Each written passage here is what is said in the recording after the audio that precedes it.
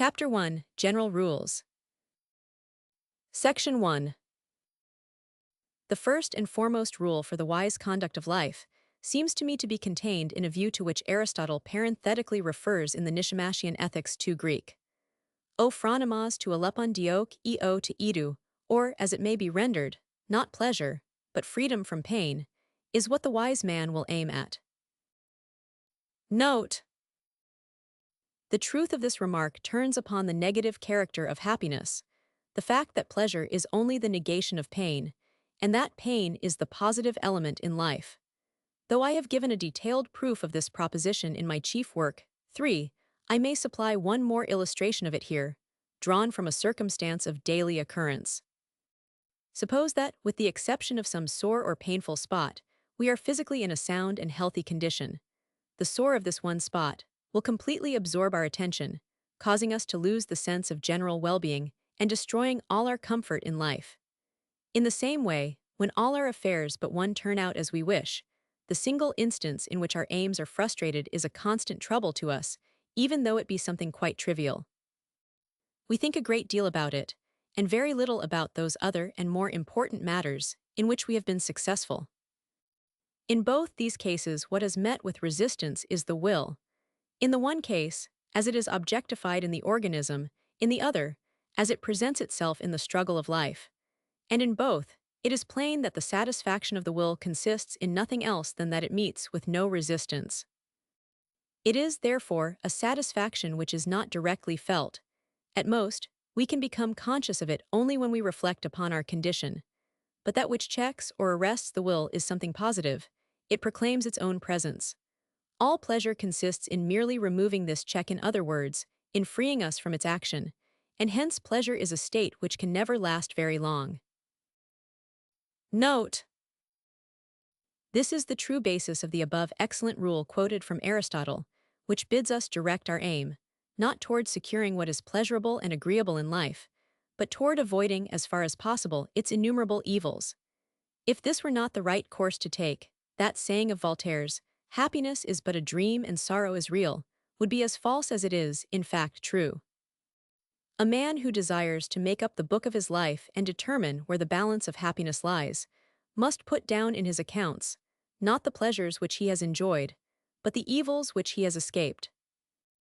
That is the true method of eudaimonology, for all eudaimonology must begin by recognizing that its very name is a euphemism, and that to live happily only means to live less unhappily, to live a tolerable life.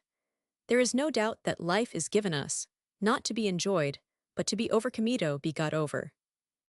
There are numerous expressions illustrating this, such as de jure vitam, vita de fungi, or in Italian, si scampa cosi, or in German, man muss suchen durch kommen, Word skon durch die Welt kommen, and so on. In old age, it is indeed a consolation to think that the work of life is over and done with. The happiest lot is not to have experienced the keenest delights or the greatest pleasures, but to have brought life to a close without any very great pain, bodily or mental. To measure the happiness of a life by its delights or pleasures is to apply a false standard. For pleasures are and remain something negative; that they produce happiness is a delusion, cherished by envy to its own punishment. Pain is felt to be something positive, and hence its absence is the true standard of happiness. And if over and above freedom from pain, there is also an absence of boredom, the essential conditions of earthly happiness are attained, for all else is chimerical. It follows from this that a man should never try to purchase pleasure at the cost of pain, or even at the risk of incurring it. To do so is to pay what is positive and real, for what is negative and illusory, while there is a net profit in sacrificing pleasure for the sake of avoiding pain. In either case, it is a matter of indifference whether the pain follows the pleasure or precedes it. While it is a complete inversion of the natural order to try and turn this scene of misery into a garden of pleasure, to aim at joy and pleasure rather than at the greatest possible freedom from pain, and yet how many do it? There is some wisdom in taking a gloomy view, in looking upon the world as a kind of hell, and in confining one's efforts to securing a little room that shall not be exposed to the fire. The fool rushes after the pleasures of life and finds himself their dupe. The wise man avoids its evils, and even if, notwithstanding his precautions, he falls into misfortunes, that is the fault of fate, not of his own folly. As far as he is successful in his endeavors, he cannot be said to have lived a life of illusion, for the evils which he shuns are very real. Even if he goes too far out of his way to avoid evils and makes an unnecessary sacrifice of pleasure, he is, in reality, not the worse off for that. For all pleasures are chimerical, and to mourn for having lost any of them is a frivolous and even ridiculous proceeding. The failure to recognize this truth of failure, promoted by optimistic idiocies, the source of much unhappiness. In moments free from pain, our restless wishes present, as it were in a mirror, the image of a happiness that has no counterpart in reality, seducing us to follow it. In doing so we bring pain upon ourselves, and that is something undeniably real. Afterwards, we come to look with regret upon that lost state of painlessness. It is a paradise which we have gambled away. It is no longer with us, and we long in vain to undo what has been done. One might well fancy that these visions of wishes fulfilled were the work of some evil spirit, conjured up in order to entice us away from that painless state which forms our highest happiness. A careless youth may think that the world is meant to be enjoyed, as though it were the abode of some real or positive happiness, which only those fail to attain who are not clever enough to overcome the difficulties that lie in the way. This false notion takes a stronger hold on him when he comes to read poetry and romance, and to be deceived by outward show hypocrisy that characterizes the world from beginning to end, on which I shall have something to say presently. The result is that his life is the more or less deliberate pursuit of positive happiness, and happiness he takes to be equivalent to a series of definite pleasures. In seeking for these pleasures, he encounters danger, a fact which should not be forgotten. He hunts for game that does not exist, and so he ends by suffering some very real and positive misfortune, pain, distress, sickness, loss, care, poverty, shame, and all the thousand ills of life. Too late he discovers the trick that has been played upon him. But if the rule I have mentioned is observed, and a plan of life is adopted which proceeds by avoiding pain, in other words, by taking measures of precaution against want, sickness, and distress in all its forms, the aim is a real one, and something may be achieved which will be great in proportion as the plan is not disturbed by striving after the chimera of positive happiness. This agrees with the opinion expressed by Goethe in the Elective Affinities, and they're put into the mouth of middleth man, who is always trying to make other people happy. To desire to get rid of an evil is a definite object, but to desire a better fortune than one has is blind folly.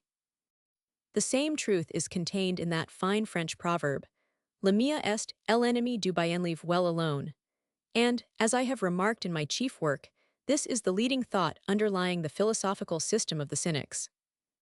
For what was it led the Cynics to repudiate pleasure in every form, if it was not the fact that pain is, in a greater or less degree, always bound up with pleasure? To go out of the way of pain seemed to them so much easier than to secure pleasure. Deeply impressed as they were by the negative nature of pleasure and the positive nature of pain, they consistently devoted all their efforts to the avoidance of pain. The first step to that end was, in their opinion, a complete and deliberate repudiation of pleasure, as something which served only to entrap the victim in order that he might be delivered over to pain.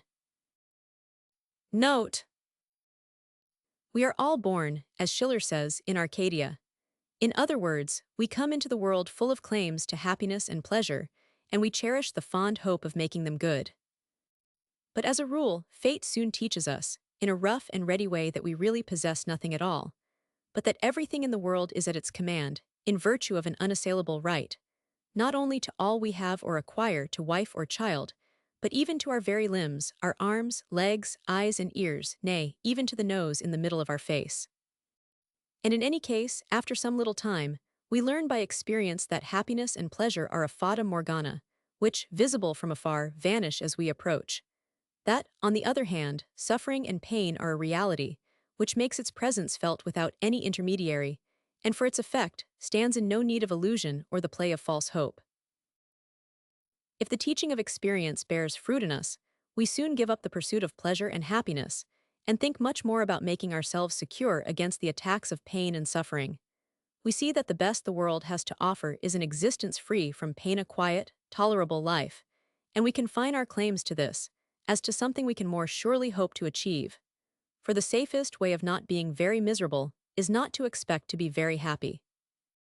Merck, the friend of Goethe's youth, was conscious of this truth when he wrote, "It is the wretched way people have of setting up a claim to happiness and, that too, in a measure corresponding with their desirous that ruins everything in this world. A man will make progress if he can get rid of this claim 5 and desire nothing but what he sees before him. Accordingly, it is advisable to put very moderate limits upon our expectations of pleasure, possessions, rank, honor, and so on, because it is just this striving and struggling to be happy, to dazzle the world, to lead a life full of pleasure, which entail great misfortune. It is prudent and wise, I say, to reduce one's claims, if only for the reason that it is extremely easy to be very unhappy, while to be very happy is not indeed difficult, but quite impossible. With justice sings the poet of life's wisdom. Orim quisquis mediocritatem. Diligit tutus caret obsoleti. Sortibus tecti caret invidenda. Sabrius alla. Savius ventis agitator in gens. Pinus et celsi graveri caju. Dissident terse, feriunt summos. Fulgura monies. The golden mean is bestow live free from the squalor of a mean abode, and yet not be a mark for envy. It is the tall pine which is cruelly shaken by the wind, the highest summits that are struck in the storm, and the lofty towers that fall so heavily. Note! Note! He who has taken to heart the teaching of my philosophy who knows, therefore, that our whole existence is something which had better not have been, and that to disown and disclaim it is the highest wisdom, will have no great expectations from anything or any condition in life. He will spend passion upon nothing in the world, nor lament overmuch if he fails in any of his undertakings. He will feel the deep truth of what Plato says, Greek, auti t ton anthropin haction on megales spondysnothing in human affairs is worth any great anxiety, or, as the Persian poet has it, though from thy grasp all worldly things should flee. Grieve not for them, for they are nothing worth. And though a world in thy possession be, joy not, for worthless are the things of earth. Since to that better world 'tis given to thee. To pass speed on, for this is nothing worth. Note! Note! The chief obstacle to our arriving at these salutary views is that hypocrisy of the world to which I have already alluded, in hypocrisy which should be early revealed to the young. Most of the glories of the world are mere outward show, like the scenes on a stage. There is nothing real about them. Ships festooned and hung with pennants, firing of cannon, illuminations, beating of drums and blowing of trumpets, shouting and applauding, these are all the outward sign, the pretense and suggestion, as it were the hieroglyphic of joy. But just there, joy is, as a rule, not to be found. It is the only guest who has declined to be present at the festival. Where this guest may really be found, he comes generally without invitation. He is not formally announced, but slips in quietly by himself sans facon, often making his appearance under the most unimportant and trivial circumstances, and in the commonest company anywhere, in short, but where the society is brilliant and distinguished. Joy is like the gold in the Australian mines, found only now and then, as it were, by the caprice of chance, and according to no rule or law, oftenest in very little grains and very seldom in heaps. All that outward show which I have described is only an attempt to make people believe that it is really joy which has come to the festival, and to produce this impression upon the spectators is, in fact, the whole object of it. With mourning it is just the same. That long funeral procession moving up so slowly, how melancholy it looks! What an endless row of carriages! But look into them, they are all empty. The coachmen of the whole town are the sole escort the dead man has to his grave. Eloquent picture of the friendship and esteem of the world. This is the falsehood, the hollowness, the hypocrisy of human affairs. Take another example: a roomful of guests in full dress, being received with great ceremony. You could almost believe that this is a noble and distinguished company, but as a matter of fact, it is compulsion, pain, and boredom who are the real guests. For where many are invited, it is a rabble even if they all wear stars. Really good society is everywhere of necessity very small. In brilliant festivals and noisy entertainments, there is always, at bottom, a sense of emptiness prevalent. A false tone is there. Such gatherings are in strange contrast with the misery and barrenness of our existence. The contrast brings the true condition into greater relief. Still, these gatherings are effective from the outside, and that is just their purpose. Chamfort makes the excellent remark that societal circles, les salons, see qu'on appelle le mondes like a miserable play or a bad opera, without any interest in itself, but supported for a time by mechanical aid, costumes, and scenery. Note: and so, too, with academies and chairs of philosophy. You have a kind of signboard hung out to show the apparent abode of wisdom, but wisdom is another guest who declines the invitation. She is to be found elsewhere. The chiming of bells, ecclesiastical millinery, attitudes of devotion, insane antics, these are the pretense, the false show of piety, and so on. Everything in the world is like a hollow nut. There is little kernel anywhere, and when it does exist, it is still more rare to find it in the shell. You may look for it elsewhere and find it, as a rule, only by chance. Section 2. To estimate a man's condition in regard to happiness, it is necessary to ask, not what things please him, but what things trouble him, and the more trivial these things are in themselves, the happier the man will be. To be irritated by trifles, a man must be well off, for in misfortunes trifles are unfelt. Section 3. Care should be taken not to build the happiness of life upon a broad foundation ought to require a great many things in order to be happy.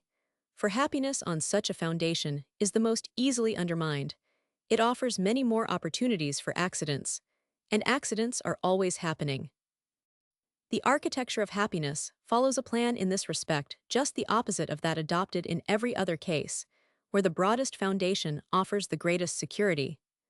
Accordingly, to reduce your claims to the lowest possible degree, in comparison with your means, of whatever kind these may be, is the surest way of avoiding extreme misfortune. To make extensive preparations for life, no matter what form they may take, is one of the greatest and commonest of follies. Such preparations presuppose, in the first place, a long life, the full and complete term of years appointed to man, and how few reach it. And even if it be reached, it is still too short for all the plans that have been made, for to carry them out requires more time than was thought necessary at the beginning. And then how many mischances and obstacles stand in the way! How seldom the goal is ever reached in human affairs! And lastly, even though the goal should be reached, the changes which time works in us have been left out of the reckoning. We forget that the capacity, whether for achievement or for enjoyment, does not last a whole lifetime. So we often toil for things which are no longer suited to us when we attain them. And again, the years we spend in preparing for some work unconsciously rob us of the power for carrying it out. How often it happens that a man is unable to enjoy the wealth which he acquired at so much trouble and risk, and that the fruits of his labor are reserved for others, or that he is incapable of filling the position which he has won after so many years of toil and struggle. Fortune has come too late for him, or contrarily, he has come too late for fortune, when, for instance, he wants to achieve great things, say, in art or literature. The popular taste has changed, it may be. A new generation has grown up, which takes no interest in his work. Others have gone a shorter way and got the start of him. These are the facts of life which Horace must have had in view when he lamented the uselessness of all advice. Quid aeternis minorum? Conciliis animum fatigas 9. Note: the cause of this commonest of all follies is that optical illusion of the mind from which everyone suffers, making life, at its beginning, seem of long duration, and at its end, when one looks back over the course of it, how short a time it seems. There is some advantage in the illusion, but for it, no great work would ever be done. Our life is like a journey on which, as we advance, the landscape takes a different view from that which it presented at first, and changes again as we come nearer. This is just what happens especially with our wishes. We often find something else, nay, something better than what we are looking for, and what we look for, we often find on a very different path from that on which we began a vain search. Instead of finding, as we expected, pleasure, happiness, joy, we get experience, insight, knowledge, a real and permanent blessing, instead of a fleeting and illusory one. This is the thought that runs through Wilhelm Meister, like the bass in a piece of music. In this work of Goethe's, we have a novel of the intellectual kind, and therefore superior to all others, even to Sir Walter Scott's, which are, one and all, ethical. In other words, they treat of human nature only from the side of the will. So too, in the Zauberflöte that grotesque, but still significant, and even hieroglyphic the same thought is symbolized, but in great, coarse lines, much in the way in which scenery is painted. Here the symbol would be complete if Tamino were in the end to be cured of his desire to possess Tainina, and received, in her stead, initiation into the mysteries of the Temple of Wisdom. It is quite right for Papageno, his necessary contrast, to succeed in getting his Papagena. Men of any worth or value soon come to see that they are in the hands of fate, and gratefully submit to be molded by its teachings. They recognize that the fruit of life is experience, and not happiness. They become accustomed and content to exchange hope for insight, and in the end, they can say with Petrarch that all they care for is to learn. Altro dalto ci imperare, non provo.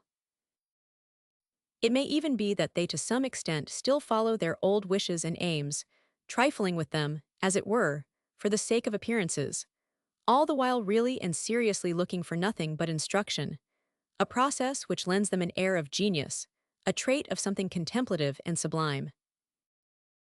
In their search for gold, the alchemists discovered other things: gunpowder, china, medicines, the laws of nature. There is a sense in which we are all alchemists. Chapter 2. Our relation to ourselves. Section 4.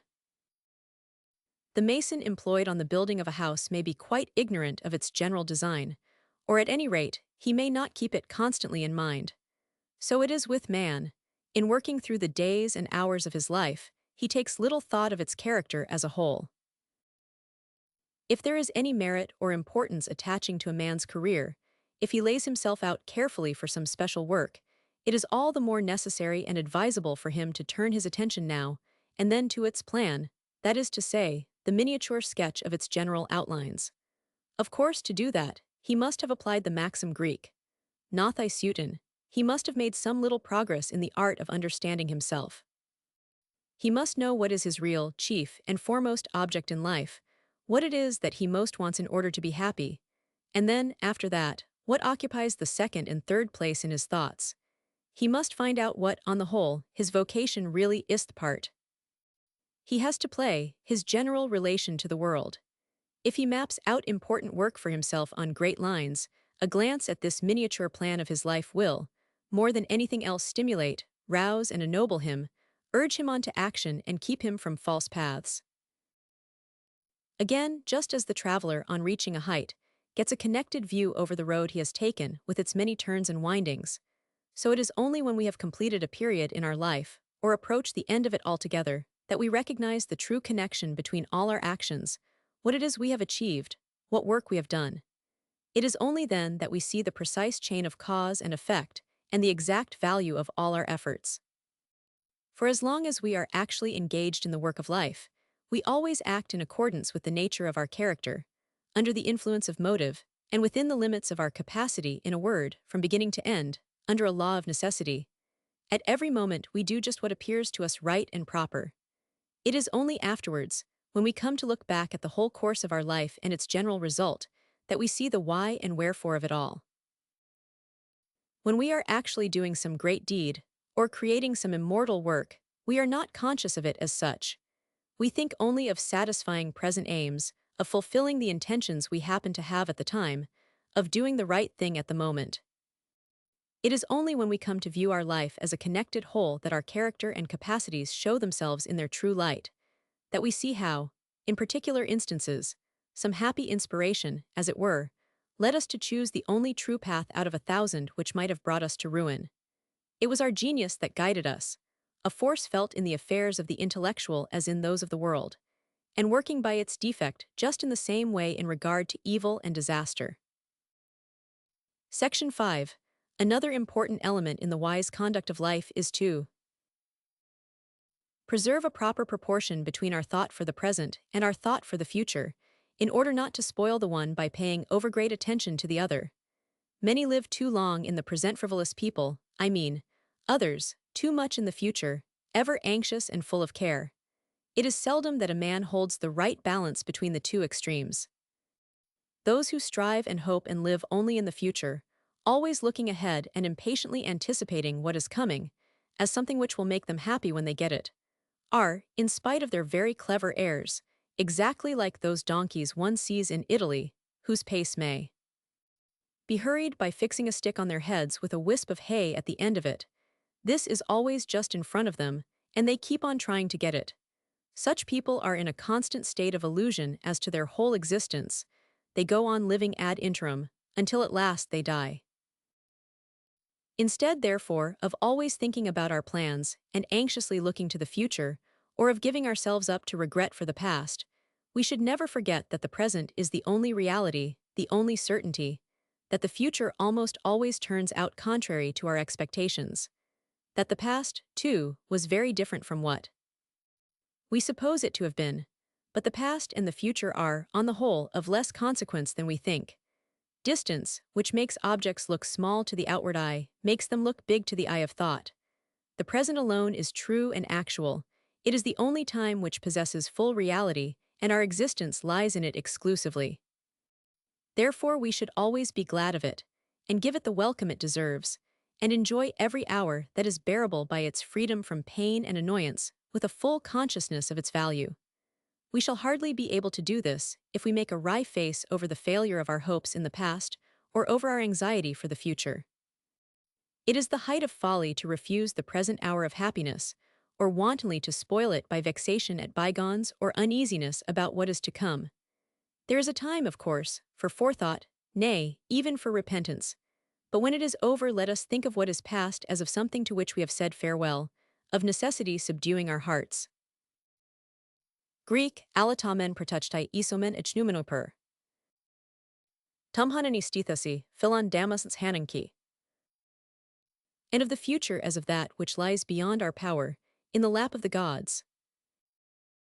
Greek, all itoi men tautasian and gonasi katai 11. Note: but in regard to the present, let us remember Seneca's advice, and live each day as if it were our whole life. Singulas dies singulas vitas puta. Let us make it as agreeable as possible. It is the only real time we have. Only those evils which are sure to come at a definite date have any right to disturb us, and how few there are which fulfill this description. For evils are of two kinds: either they are possible only, at most probable, or they are inevitable. Even in the case of evils which are sure to happen, the time at which they will happen is uncertain. A man who is always preparing for either class of evil will not have a moment of peace left him. So, if we are not to lose all comfort in life through the fear of evils, some of which are uncertain in themselves, and others, in the time at which they will occur, we should look upon the one kind as never likely to happen, and the other as not likely to happen very soon. Now, the less our peace of mind is disturbed by fear, the more likely it is to be agitated by desire and expectation. This is the true meaning of that Song of Goethes which is such a favorite with everyone. Ich hab mein Sach auf nichts gestellt. It is only after a man has got rid of all pretension, and taken refuge in mere unembellished existence, that he is able to attain that peace of mind, which is the foundation of human happiness. Peace of mind, that is something essential to any enjoyment of the present moment, and unless its separate moments are enjoyed, there is an end of life's happiness as a whole. We should always collect that today comes only once, and never returns. We fancy that it will come again tomorrow, but tomorrow is another day, which, in its turn, comes once only. We are apt to forget that every day is an integral, and therefore irreplaceable portion of life, and to look upon life as though it were a collective idea or name which does not suffer if one of the individuals it covers is destroyed. We should be more likely to appreciate and enjoy the present, if, in those good days when we are well and strong, we did not fail to reflect how, in sickness and sorrow, every past hour that was free from pain and privation seemed in our memory so infinitely to be envied as it were, a lost paradise, or someone who was only then seen to have acted as a friend. But we live through our days of happiness without noticing them. It is only when evil comes upon us that we wish them back. 1,000 gay and pleasant hours are wasted in ill humor. We let them slip by unenjoyed, and sigh for them in vain when the sky is overcast. Those present moments that are bearable, be they never so trite and common, passed by in indifference, or it may be impatiently pushed away, those are the moments we should honor, never failing to remember that the ebbing tide is even how hurrying them into the past, where memory will store them transfigured and shining with an imperishable light. In some aftertime, and above all, when our days are evil, to raise the veil and present them as the object of our fondest regret. Section 6. Limitations always make for happiness, we are happy in proportion as our range of vision, our sphere of work, our points of contact with the world, are restricted and circumscribed. We are more likely to feel worried and anxious if these limits are wide, for it means that our cares, desires, and terrors are increased and intensified. That is why the blind are not so unhappy as we might be inclined to suppose. Otherwise, there would not be that gentle and almost serene expression of peace in their faces. Another reason why limitation makes for happiness is that the second half of life proves even more dreary than the first. As the years wear on, the horizon of our aims and our points of contact with the world become more extended. In childhood, our horizon is limited to the narrowest sphere about us. In youth, there is already a very considerable widening of our view. In manhood, it comprises the whole range of our activity, often stretching out over a very distant sphere. The care, for instance, of a state or a nation. In old age, it embraces posterity. But even in the affairs of the intellect, limitation is necessary if we are to be happy. For the less the will is excited, the less we suffer. We have seen that suffering is something positive, and that happiness is only a negative condition. To limit the sphere of outward activity is to relieve the will of external stimulus. To limit the sphere of our intellectual efforts is to relieve the will of internal sources of excitement. This latter kind of limitation is attended by the disadvantage that it opens the door to boredom, which is a direct source of countless sufferings. For to banish boredom, a man will have recourse to any means that may be handed dissipation, society, extravagance, gaming and drinking, and the like, which in their turn bring mischief, ruin, and misery in their train. Difficiles in odio quicit is difficult to keep quiet if you have nothing to do. That limitation in the sphere of outward activity is conducive, nay, even necessary to human happiness, such as it is, may be seen in the fact that the only kind of poetry which depicts men in a happy state of life, idyllic poetry, always aims, as an intrinsic part of its treatment, at representing them in very simple and restricted circumstances. It is this feeling, too, which is at the bottom of the pleasure we take in what are called genre pictures. Simplicity, therefore, as far as it can be attained, and even monotony in our manner of life, if it does not mean that we are bored, will contribute to happiness. Just because, under such circumstances, life, and consequently the burden which is the essential concomitant of life, will be least felt. Our existence will glide on peacefully like a stream which no waves or whirlpools disturb. Section 7. Whether we are in a pleasant or a painful state depends ultimately upon the kind of matter that pervades and engrosses our consciousness. In this respect, purely intellectual occupation, for the mind that is capable of it, will, as a rule, do much more in the way of happiness than any form of practical life, with its constant alternations of success and failure, and all the shocks and torments it produces. But it must be confessed that for such occupation, a preeminent amount of intellectual capacity is necessary. And in this connection, it may be noted that, just as a life devoted to outward activity will distract and divert a man from study, and also deprive him of that quiet concentration of mind which is necessary for such work, so, on the other hand, long course of thought will make him more or less unfit for the noisy pursuits of real life. It is advisable, therefore, to suspend mental work for a while, if circumstances happen which demand any degree of energy in affairs of a practical nature. Section 8. To live a life that shall be entirely prudent and discreet. And to draw from experience all the instruction it contains, it is requisite to be constantly thinking back, to make a kind of recapitulation of what we have done, of our impressions and sensations, to compare our former with our present judgments, what we set before us, and struggle to achieve, with the actual result and satisfaction we have obtained. To do this is to get a repetition of the private lessons of experience, lessons which are given to everyone. Experience of the world may be looked upon as a kind of text, to which reflection and knowledge form the commentary. Where there is great deal of reflection and intellectual knowledge, and very little experience, the result is like those books which have on each page 2 lines of text to 40 lines of commentary. A great deal of experience with little reflection and scant knowledge gives us books like those of the Editio Bipontina, where there are no notes and much that is unintelligible. Note: the advice here given is on a par with a rule recommended by Pythagoras to review, every night before going to sleep, what we have done during the day. To live at random, in the hurly-burly of business or pleasure, without ever reflecting upon the past, to go on, as it were, pulling cotton off the reel of life, is to have no clear idea of what we are about. And a man who lives in this state will have chaos in his emotions and certain confusion in his thoughts, as is soon manifest by the abrupt and fragmentary character of his conversation, which becomes a kind of mincemeat. A man will be all the more exposed to this fate in proportion as he lives a restless life in the world, amid a crowd of various impressions, and with a correspondingly small amount of activity on the part of his own mind. And in this connection, it will be in place to observe that, when events and circumstances which have influenced us pass away in the course of time, we are unable to bring back and renew the particular mood or state of feeling which they aroused in us. But we can remember what we were led to say and do in regard to them, and thus form, as it were, the result, expression, and measure of those events.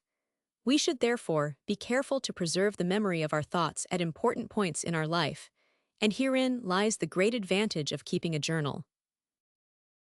Section 9. To be self-sufficient, to be all in all to oneself, to want for nothing, to be able to say omnia me mecum portathat is assuredly the chief qualification for happiness. Hence Aristotle's remark, Greek, He eudaimonia ton autarchen esti 14, to be happy means to be self-sufficient cannot be too often repeated. It is, at bottom, the same thought as is present in the very well-turned sentence from Chamfort. Le binhor en est pachos aisi. Il est très difficile de le trouver en nous, et impossible de le trouver ailleurs. Note: for while a man cannot reckon with certainty upon anyone but himself, the burdens and disadvantages, the dangers and annoyances, which arise from having to do with others, are not only countless but unavoidable. There is no more mistaken path to happiness than worldliness, revelry, high life, for the whole object of it is to transform our miserable existence into a succession of joys, delights, and pleasures, a process which cannot fail to result in disappointment and delusion, on a par, in this respect, with its obbligato accompaniment, the interchange of lies. Note: all society necessarily involves, as the first condition of its existence, mutual accommodation and restraint upon the part of its members. This means that the larger it is, the more insipid will be its tone. A man can be himself only so long as he is alone, and if he does not love solitude, he will not love freedom, for it is only when he is alone that he is really free. Constraint is always present in society, like a companion of whom there is no riddance, and in proportion to the greatness of a man's individuality, it will be hard for him to bear the sacrifices which all intercourse with others demands. Solitude will be welcomed or endured or avoided, according as a man's personal value is large or small. The wretch feeling when he is alone the whole burden of his misery, the great intellect delighting in its greatness, and everyone, in short, being just what he is.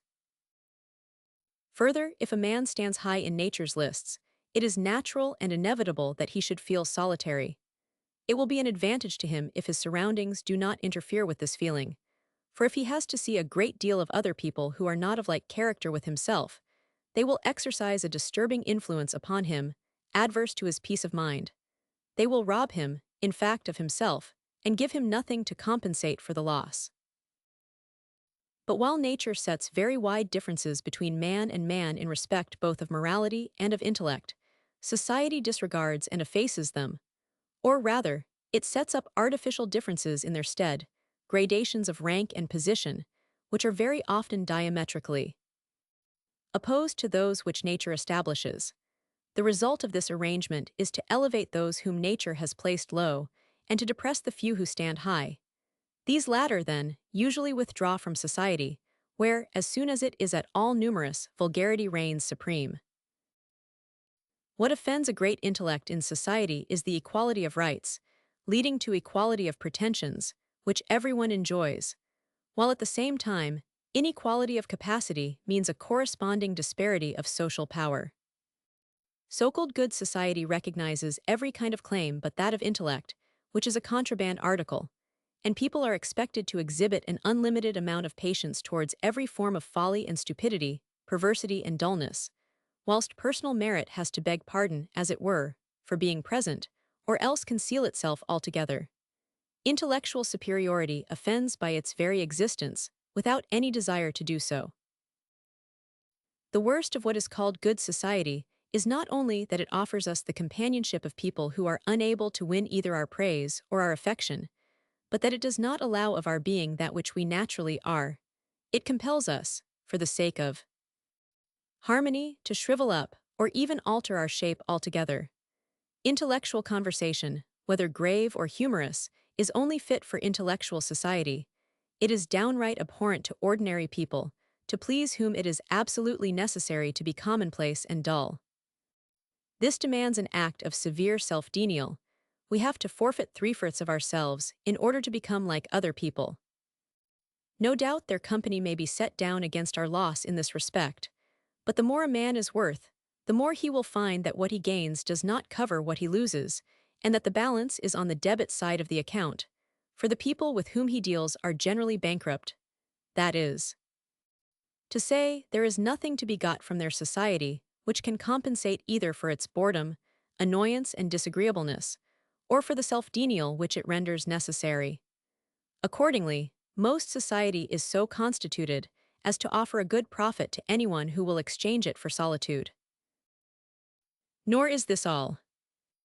By way of providing a substitute for real, I mean intellectual superiority, which is seldom to be met with, and intolerable when it is found, society has capriciously adopted a false kind of superiority, conventional in its character, and resting upon arbitrary principles, a tradition, as it were, handed down in the higher circles, and like a password, subject to alteration.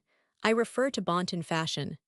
Whenever this kind of superiority comes into collision with the real kind, its weakness is manifest. Moreover, the presence of good tone means the absence of good sense. No man can be in perfect accord with anyone, but himself not even with a friend or the partner of his life. Differences of individuality and temperament are always bringing in some degree of discord, though it may be a very slight one. That genuine, profound peace of mind, that perfect tranquility of soul, which next to health is the highest blessing the earth can give, is to be attained only in solitude, and as a permanent mood, only in complete retirement. And then, if there is anything great and rich in the man's own self, his way of life is the happiest that may be found in this wretched world. Let me speak plainly. However close the bond of friendship, love, marriage, a man ultimately looks to himself, to his own welfare alone, at most to his child's too. The less necessity there is for you to come into contact with mankind in general, in the relations whether of business or of personal intimacy, the better off you are. Loneliness and solitude have their evils, it is true, but if you cannot feel them all at once, you can at least see where they lie. On the other hand, society is insidious in this respect. As in offering you what appears to be the pastime of pleasing social intercourse, it works great and often irreparable mischief. The young should early be trained to bear being left alone, for it is a source of happiness and peace of mind. It follows from this that a man is best off if he be thrown upon his own resources, and can be all in all to himself. And Cicero goes so far as to say that a man who is in this condition cannot fail to be very happy. Nemo potest non beatissimus esse, qui est totus aptus ex sis, quic in si, uno ponet omnia. The more a man has in himself, the less others can be to him. The feeling of self-sufficiency, it is that which restrains those whose personal value is in itself great riches, from such considerable sacrifices as are demanded by intercourse with the world, let alone, then, from actually practicing self-denial by going out of their way to seek it. Ordinary people are sociable and complacent just from the very opposite feeling, To bear others' company is easier for them than to bear their own. Moreover, respect is not paid in this world to that which has real merit. It is reserved for that which has none. So retirement is at once a proof, and a result of being distinguished by the possession of meritorious qualities. It will therefore show real wisdom on the part of anyone who is worth anything in himself, to limit his requirements as may be necessary, in order to preserve or extend his freedom, and since a man must come into some relations with his fellow mento, admit them to his intimacy as little as possible. Note: I have said that people are rendered sociable by their ability to endure solitude, that is to say, their own society. They become sick of themselves. It is this vacuity of soul which drives them to intercourse with others, to travels in foreign countries. Their mind is wanting in elasticity, it has no movement of its own, and so they try to give it some, by drink, for instance. How much drunkenness is due to this cause alone? They are always looking for some form of excitement, of the strongest kind they can birth excitement of being with people of like nature with themselves. And if they fail in this, their mind sinks by its own weight, and they fall into a grievous lethargy. Such people, it may be said, possess only a small fraction of humanity in themselves, and it requires a great many of them put together to make up a fair amount of it, to attain any degree of consciousness as men. A man, in the full sense of the word, a man par excellence does not represent a fraction, but a whole number. He is complete in himself. Note: ordinary society is, in this respect, very like the kind of music to be obtained from an orchestra composed of Russian horns. Each horn has only one note, and the music is produced by each note coming in just at the right moment. In the monotonous sound of a single horn, you have a precise illustration of the effect of most people's minds. How often there seems to be only one thought there, and no room for any other. It is easy to see why people are so bored, and also why they are sociable, why they like to go about in crowds. Mankind is so gregarious. It is the monotony of his own nature that makes a man find solitude intolerable. Omnis stultitia laborat fastidio sui. Folly is truly its own burden. Put a great many men together, and you may get some resultsome music from your horns. A man of intellect is like an artist who gives a concert without any help from anyone else, playing on a single instrumento piano, say, which is a little orchestra in itself. Such a man is a little world in himself, and the effect produced by various instruments together, he produces single-handed, in the unity of his own consciousness. Like the piano, he has no place in a symphony. He is a soloist and performs by himself, in solitude it may be, or, if in company with other instruments, only as principal, or for setting the tone, as in singing. However, those who are fond of society from time to time may profit by this simile, and lay it down as a general rule that deficiency of quality in those we meet may be, to some extent, compensated by an increase in quantity. One man's company may be quite enough if he is clever, but where you have only ordinary people to deal with, it is advisable to have a great many of them, so that some advantage may accrue by letting them all work together, on the analogy of the horns, and may heaven grant you patience for your task. That mental vacuity and barrenness of soul to which I have alluded is responsible for another misfortune. When men of the better class form a society for promoting some noble or ideal aim, the result almost always is that the innumerable mob of humanity comes crowding in too, as it always does everywhere, like vermin, their object being to try and get rid of boredom, or some other defect of their nature. And anything that will affect that, they seize upon at once, without the slightest discrimination.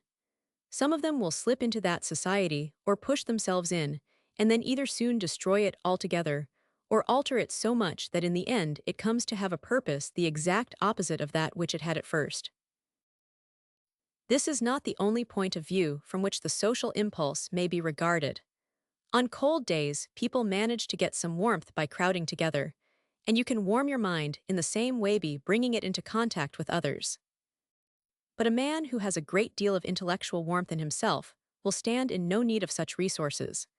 I have written a little fable illustrating this. It may be found elsewhere. As a general rule, it may be said that a man's sociability stands very nearly in inverse ratio to his intellectual value. To say that so-and-so is very unsociable is almost tantamount to saying that he is a man of great capacity. Note: solitude is doubly advantageous to such a man. Firstly, it allows him to be with himself, and secondly, it prevents him being with others an advantage of great moment, for how much constraint, annoyance, and even danger there is in all intercourse with the world. Tout notre mal, says La Brière, vient de ne pouvoir être seul. It is really a very risky, nay, a fatal thing to be sociable, because it means contact with natures, the great majority of which are bad morally, and dull or perverse intellectually.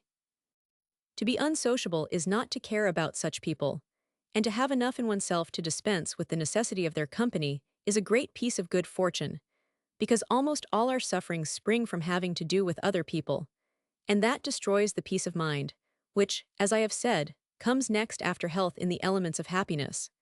Peace of mind is impossible without a considerable amount of solitude. The Cynics renounced all private property in order to attain the bliss of having nothing to trouble them, and to renounce society with the same object is the wisest thing a man can do. Bernardin de Saint-Pierre has the very excellent and pertinent remark that to be sparing in regard to food is a means of health. In regard to society, a means of tranquillité. La diet des aliments nous rend la santé du corps, et celle des hommes la tranquillité de l'âme. To be soon on friendly, or even affectionate, terms with solitude is like winning a gold mine, but this is not something which everybody can do. The prime reason for social intercourse is mutual need, and as soon as that is satisfied, boredom drives people together once more. If it were not for these two reasons, a man would probably elect to remain alone, if only because solitude is the sole condition of life which gives full play to that feeling of exclusive importance which every man has in his own eyes, as if he were the only person in the world. A feeling which, in the throng and press of real life, soon shrivels up to nothing, getting, at every step, a painful dementi. From this point of view, it may be said that solitude is the original and natural state of man, where, like another Adam, he is as happy as his nature will allow. But still, had Adam no father or mother, there is another sense in which solitude is not the natural state, for, at his entrance into the world, a man finds himself with parents, brothers, sisters, that is to say, in society, and not alone. Accordingly, it cannot be said that the love of solitude is an original characteristic of human nature. It is rather the result of experience and reflection, and these in their turn depend upon the development of intellectual power and increase with the years. Speaking generally, sociability stands in inverse ratio with age. A little child raises a piteous cry of fright if it is left alone for only a few minutes, and later on, to be shut up by itself is a great punishment. Young people soon get on very friendly terms with one another. It is only the few among them of any nobility of mind who are glad now and then to be alone, but to spend the whole day thus would be disagreeable.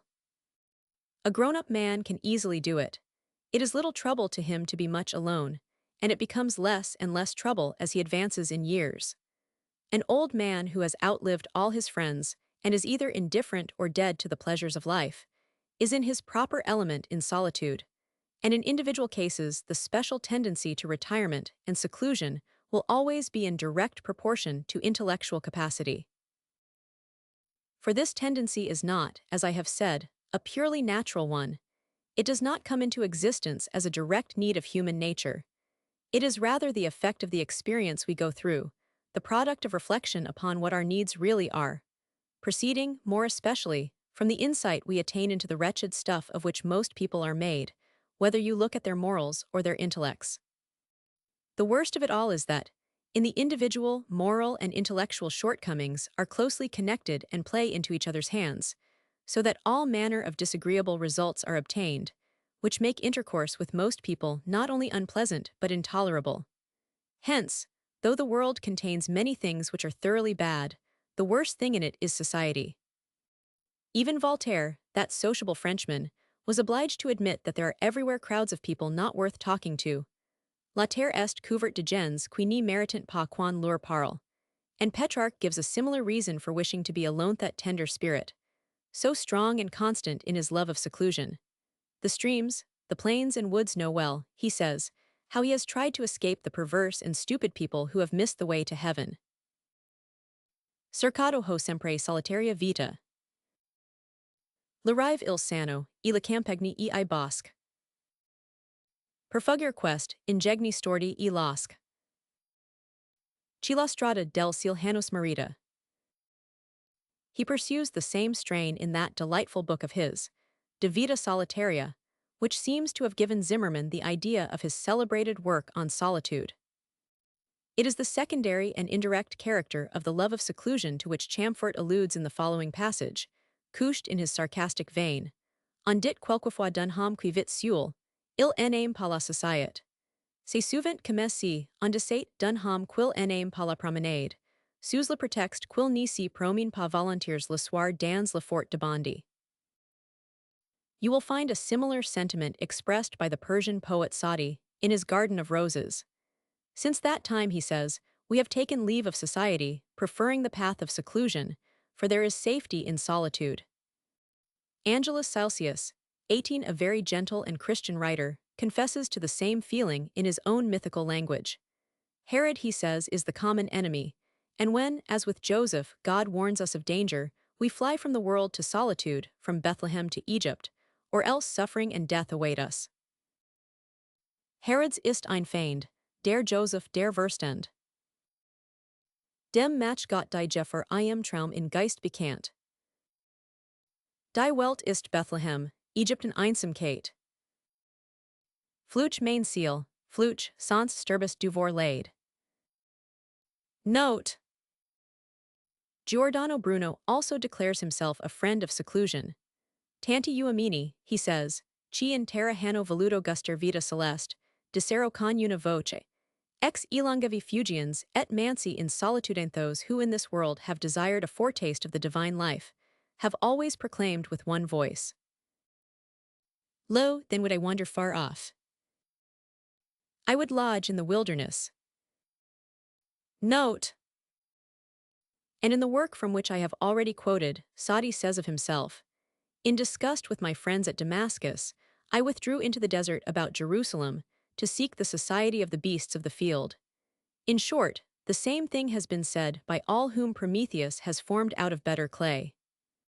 What pleasure could they find in the company of people with whom their only common ground is just what is lowest and least noble in their own natureth part of them, that is commonplace, trivial, and vulgar?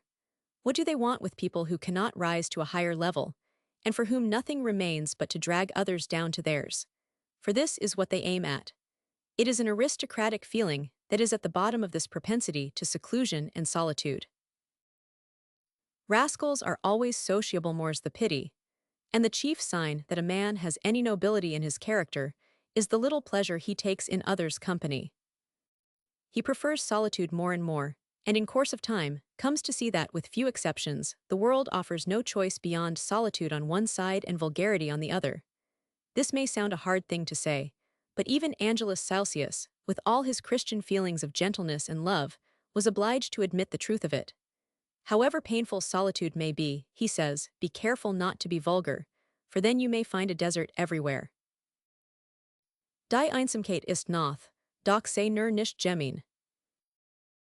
So kannst du überall in einer was sein. It is natural for great minds that true teachers of humanitito care little about the constant company of others, just as little as the schoolmaster cares for joining in the gambols of the noisy crowd of boys which surround him. The mission of these great minds is to guide mankind over the sea of error to the haven of truth, to draw it forth from the dark abysses of a barbarous vulgarity up into the light of culture and refinement. Men of great intellect live in the world without really belonging to it, and so, from their earliest years, they feel that there is a perceptible difference between them and other people. But it is only gradually, with the lapse of years, that they come to a clear understanding of their position. Their intellectual isolation is then reinforced by actual seclusion in their manner of life. They let no one approach who is not in some degree emancipated from the prevailing vulgarity.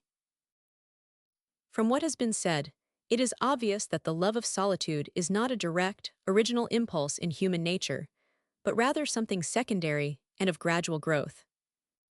It is the more distinguishing feature of nobler minds, developed not without some conquest of natural desires, and now and then in actual opposition to the promptings of Mephistopheles bidding you exchange a morose and soul-destroying solitude for life amongst men, for society.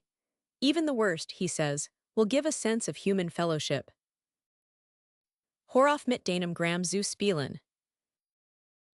Der wie ein Geier, dir Leben frist. Die schlechteste Gesellschaft last dich fühlen. Dass du ein Mensch mit Menschen bist.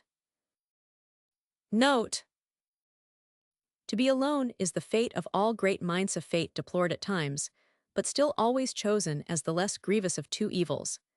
As the years increase, it always becomes easier to say, dare to be weissaper odd. And after 60, the inclination to be alone grows into a kind of real, natural instinct, for at that age everything combines in favor of it. The strongest impulseth love of woman's, society has little or no effect. It is the sexless condition of old age which lays the foundation of a certain self-sufficiency, and that gradually absorbs all desire for others' company. 1,000 illusions and follies are overcome. The active years of life are in most cases gone. A man has no more expectations or plans or intentions. The generation to which he belonged has passed away, and a new race has sprung up which looks upon him as essentially outside its sphere of activity. And then the years pass more quickly as we become older, and we want to devote our remaining time to the intellectual rather than to the practical side of life. For provided that the mind retains its faculties, the amount of knowledge and experience we have acquired, together with the facility we have gained in the use of our powers, makes it then more than ever easy and interesting to us to pursue the study of any subject. 1,000 things become clear which were formerly enveloped in obscurity, and results are obtained which give a feeling of difficulties overcome. From long experience of men, we cease to expect much from them. We find that, on the whole, people do not gain by a nearer acquaintance, and that apart from a few rare and fortunate exceptions we have come across none but defective specimens of human nature which it is advisable to leave in peace. We are no more subject to the ordinary illusions of life, and as, in individual instances, we soon see what a man is made of, we seldom feel any inclination to come into closer relations with him. Finally, isolation or own society has become a habit, as it were a second nature to us, more especially if we have been on friendly terms with it from our youth up. The love of solitude, which was formerly indulged only at the expense of our desire for society, has now come to be the simple quality of our natural disposition, the element proper to our life, as water to a fish. This is why anyone who possesses a unique individuality unlike others, and therefore necessarily isolate, feels that, as he becomes older, his position is no longer so burdensome as when he was young. For, as a matter of fact, this very genuine privilege of old age is one which can be enjoyed only if a man is possessed of a certain amount of intellect. It will be appreciated most of all where there is real mental power, but in some degree by everyone. It is only people of very barren and vulgar nature who will be just as sociable in their old age as they were in their youth. But then they become troublesome to a society to which they are no longer suited, and at most, manage to be tolerated, whereas they were formerly in great request. There is another aspect of this inverse proportion between age and sociability way in which it conduces to education. The younger that people are, the more in every respect they have to learn, and it is just in youth that nature provides a system of mutual education, so that mere intercourse with others, at that time of life, carries instruction with it. Human society, from this point of view, resembles a huge academy of learning, on the Bell and Lancaster system, opposed to the system of education by means of books and schools, as something artificial and contrary to the institutions of nature. It is therefore a very suitable arrangement that, in his young days, a man should be a very diligent student at the place of learning provided by nature herself. But there is nothing in life which has not some drawback. Nihil est ob omni part beatum, as Horace says, or, in the words of an Indian proverb, no lotus without a stalk. Seclusion, which has so many advantages, has also its little annoyances and drawbacks, which are small, however, in comparison with those of society.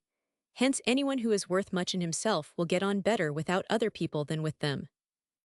But amongst the disadvantages of seclusion, there is one which is not so easy to see as the rest. It is this: when people remain indoors all day, they become physically very sensitive to atmospheric changes, so that every little draft is enough to make them ill. So with our temper, a long course of seclusion makes it so sensitive that the most trivial incidents, words, or even looks are sufficient to disturb or to vex and offend us little things, which are unnoticed by those who live in the turmoil of life. When you find human society disagreeable and feel yourself justified in flying to solitude, you can be so constituted as to be unable to bear the depression of it for any length of time, which will probably be the case if you are young. Let me advise you, then, to form the habit of taking some of your solitude with you into society, to learn to be to some extent alone even though you are in company, not to say at once what you think, and on the other hand, not to attach too precise a meaning to what others say. Rather, not to expect much of them, either morally or intellectually, and to strengthen yourself in the feeling of indifference to their opinion, which is the surest way of always practicing a praiseworthy toleration. If you do that, you will not live so much with other people, though you may appear to move amongst them. Your relation to them will be of a purely objective character. This precaution will keep you from too close contact with society, and therefore secure you against being contaminated or even outraged by it. Society is in this respect like a fire-wise man warming himself at a proper distance from it, not coming too close, like the fool, who, on getting scorched, runs away and shivers in solitude, loud in his complaint that the fire burns. Note: Section 10. Envy is natural to man, and still it is at once a vice and a source of misery. We should treat it as the enemy of our happiness, and stifle it like an evil thought. This is the advice given by Seneca. As he well puts it, we shall be pleased with what we have, if we avoid the self-torture of comparing our own lot with some other, and happier one nostra nos sine comparation delectant, nunquam erit felix quem torquebit feliciter. And again, quamid spexeris quat te antecedent, cogita quat sequenter 24. If a great many people appear to be better off than yourself, think how many there are in a worse position. It is a fact that if real calamity comes upon us, the most effective consolation, though it springs from the same source as envy's, just the thought of greater misfortunes than ours. And the next best is the society of those who are in the same luck as with partners of our sorrows. Note. Note. Note. So much for the envy which we may feel towards others. As regards the envy which we may excite in them, it should always be remembered that no form of hatred is so implacable as the hatred that comes from envy, and therefore we should always carefully refrain from doing anything to rouse it. Nay, as with many another form of vice, it is better altogether to renounce any pleasure there may be in it, because of the serious nature of its consequences. Aristocracies are of three kinds: of birth and rank, of wealth, and of intellect. The last is really the most distinguished of the three, and its claim to occupy the first position comes to be recognized if it is only allowed time to work. So eminent a king as Frederick the Great admitted Idle's aims privileges rangent a l'égale des souverains, as he said to his chamberlain, when the latter expressed his surprise that Voltaire should have a seat at the table reserved for kings and princes, whilst ministers and generals were relegated to the chamberlains. Every one of these aristocracies is surrounded by a host of envious persons. If you belong to one of them, they will be secretly embittered against you, and unless they are restrained by fear, they will always be anxious to let you understand that you are no better than they. It is by their anxiety to let you know this, that they betray how greatly they are conscious that the opposite is the truth. The line of conduct to be pursued if you are exposed to envy is to keep the envious persons at a distance, and as far as possible, avoid all contact with them, so that there may be a wide gulf fixed between you and them. If this cannot be done, to bear their attacks with the greatest composure. In the latter case, the very thing that provokes the attack will also neutralize it. This is what appears to be generally done. The members of one of these aristocracies usually get on very well with those of another, and there is no call for envy between them, because their several privileges affect an equipoise. Section 11. Give mature and repeated consideration to any plan before You proceed to carry it out, and even after you have thoroughly turned it over in your mind, make some concession to the incompetency of human judgment. For it may always happen that circumstances which cannot be investigated or foreseen will come in and upset the whole of your calculation. This is a reflection that will always influence the negative side of the balance, a kind of warning to refrain from unnecessary action in matters of importance quieta non mover. But having once made up your mind and begun your work, you must let it run its course and abide the result, not worry yourself by fresh reflections on what is already accomplished or by a renewal of your scruples on the score of possible danger. Free your mind from the subject altogether and refuse to go into it again, secure in the thought that you gave it mature attention at the proper time. This is the same advice as is given by an Italian proverbial galla, beni e poi lascia la andare, which Goethe has translated thus: see well to your girths, and then ride on boldly. Note: and if, notwithstanding that, you fail, it is because human affairs are the sport of chance and error.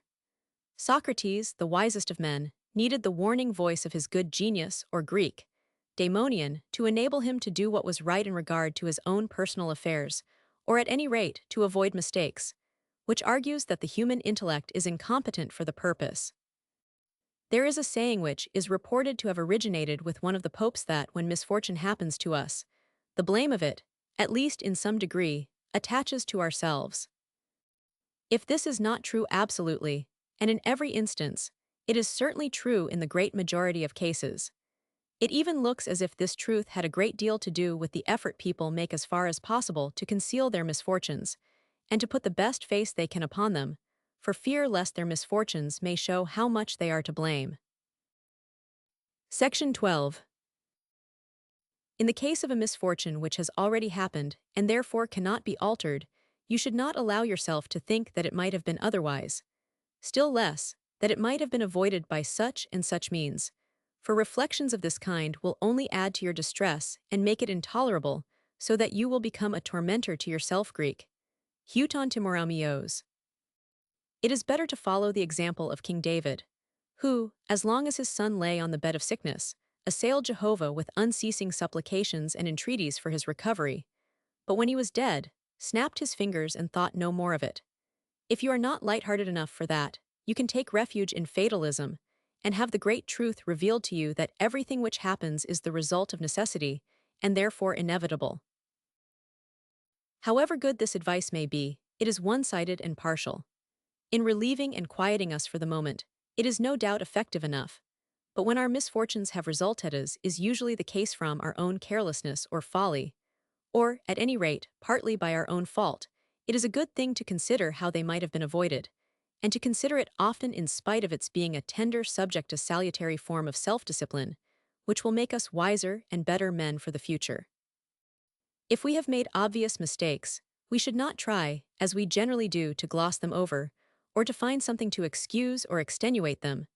We should admit to ourselves that we have committed faults, and open our eyes wide to all their enormity in order that we may firmly resolve to avoid them in time to come. To be sure, that means a great deal of self-inflicted pain in the shape of discontent, but it should be remembered that to spare the rod is to spoil the child. Greek. Ho me dares anthropos o paguetai, 26. Note: Section 13. In all matters affecting our weal or woe, we should be careful not to let our imagination run away with us, and build no castles in the air. In the first place, they are expensive to build, because we have to pull them down again immediately, and that is a source of grief. We should be still more on our guard against distressing our hearts by depicting possible misfortunes. If these were misfortunes of a purely imaginary kind, or very remote and unlikely, we should at once see, on awaking from our dream, that the whole thing was mere illusion. We should rejoice all the more in a reality better than our dreams, or at most, be warned against misfortunes which, though very remote, were still possible. These, however, are not the sort of playthings in which imagination delights. It is only in idle hours that we build castles in the air, and they are always of a pleasing description. The matter which goes to form gloomy dreams are mischances which to some extent really threaten us, though it be from some distance. Imagination makes us look larger and nearer, and more terrible than they are in reality. This is a kind of dream which cannot be so readily shaken off on awaking as a pleasant one, for a pleasant dream is soon dispelled by reality, leaving, at most, a feeble hope lying in the lap of possibility. Once we have abandoned ourselves to a fit of the blues, visions are conjured up which do not so easily vanish again, for it is always just possible that the visions may be realized. But we are not always able to estimate the exact degree of possibility. Possibility may easily pass into probability, and thus we deliver ourselves up to torture. Therefore we should be careful not to be overanxious on any matter affecting our weal or our woe, not to carry our anxiety to unreasonable or injudicious limits, but coolly and dispassionately to deliberate upon the matter, as though it were an abstract question which did not touch us in particular. We should give no play to imagination here, for imagination is not judgment, it only conjures up visions, inducing an unprofitable and often very painful mood. The rule on which I am here insisting should be most carefully observed towards evening, for as darkness makes us timid and apt to see terrifying shapes everywhere, there is something similar in the effect of indistinct thought, and uncertainty always brings with it a sense of danger. Hence, towards evening, when our powers of thought and judgment are relaxed, at the hour, as it were, of subjective darkness, the intellect becomes tired, easily confused, and unable to get at the bottom of things. And if in that state we meditate on matters of personal interest to ourselves, they soon assume a dangerous and terrifying aspect. This is mostly the case at night when we are in bed, for then the mind is fully relaxed, and the power of judgment quite unequal to its duties, but imagination is still awake. Night gives a black look to everything, whatever it may be. This is why our thoughts, just before we go to sleep, or as we lie awake through the hours of the night, are usually such confusions and perversions of facts as dreams themselves, and when our thoughts at that time are concentrated upon our own concerns, they are generally as black and monstrous as possible. In the morning all such nightmares vanish like dreams. As the Spanish proverb has it, noche tinta, bianco el dieth, night is colored, the day is white. But even towards nightfall, as soon as the candles are lit, the mind, like the eye, no longer sees things so clearly as by day. It is a time unsuited to serious meditation, especially on unpleasant subjects. The morning is the proper time for thought, as indeed for all efforts without exception, whether mental or bodily. For the morning is the youth of the day, when everything is bright, fresh, and easy of attainment. We feel strong then, and all our faculties are completely at our disposal. Do not shorten the morning by getting up late, or waste it in unworthy occupations or in talk. Look upon it as the quintessence of life, as to a certain extent sacred. Evening is like old age. We are languid, talkative, silly. Each day is a little life, every waking and rising a little birth, every fresh morning a little youth, every going to rest and sleep a little death. But condition of health, sleep, nourishment, temperature, weather, surroundings, and much else that is purely external, have, in general, an important influence upon our mood and therefore upon our thoughts. Hence both our view of any matter and our capacity for any work are very much subject to time and place. So it is best to profit by a good mood, for how seldom it comes. Nehmt die gute Stimmung wahr. Den sie kommt so selten. Note: we are not always able to form new ideas about our surroundings or to command original thoughts. They come if they will and when they will. And so, too, we cannot always succeed in completely considering some personal matter at the precise time at which we have determined beforehand to consider it, and just when we set ourselves to do so. For the peculiar train of thought which is favorable to it may suddenly become active without any special call being made upon it, and we may then follow it up with keen interest. In this way reflection, too, chooses its own time. This re-engine of the imagination which I am recommending will also forbid us to summon up the memory of the past misfortune, to paint a dark picture of the injustice or harm that has been done us, the losses we have sustained, the insults, slights, and annoyances to which we have been exposed. For to do that is to rouse into fresh life all those hateful passions, long laid asleep, anger and resentment, which disturb and pollute our nature. In an excellent parable, Proclus, the Neoplatonist, points out how in every town the mob dwells side by side with those who are rich and distinguished. So too, in every man, be he never so noble and dignified, there is, in the depth of his nature, a mob of low and vulgar desires which constitute him an animal. It will not do to let this mob revolt, or even so much as peep forth from its hiding place. It is hideous of mien, and its rebel leaders are those flights of imagination which I have been describing. The smallest annoyance, whether it comes from our fellowmen or from the things around us, may swell up into a monster of dreadful aspect, putting us at our wits' end all because we go on brooding over our troubles and painting them in the most glaring colors and on the largest scale. It is much better to take a very calm and prosaic view of what is disagreeable, for that is the easiest way of bearing it. If you hold small objects close to your eyes, you limit your field of vision and shut out the world. And in the same way, the people or the things which stand nearest, even though they are of the very smallest consequence, are apt to claim an amount of attention much beyond their due, occupying us disagreeably, and leaving no room for serious thoughts and affairs of importance. We ought to work against this tendency. Section 14. The sight of things which do not belong to us is very apt to raise the thought, "Ah, if that were only mine," making us sensible of our privation. Instead of that, we should do better by more frequently putting to ourselves the opposite case, "Ah, if that were not mine." What I mean is that we should sometimes try to look upon our possessions in the light in which they would appear if we had lost them.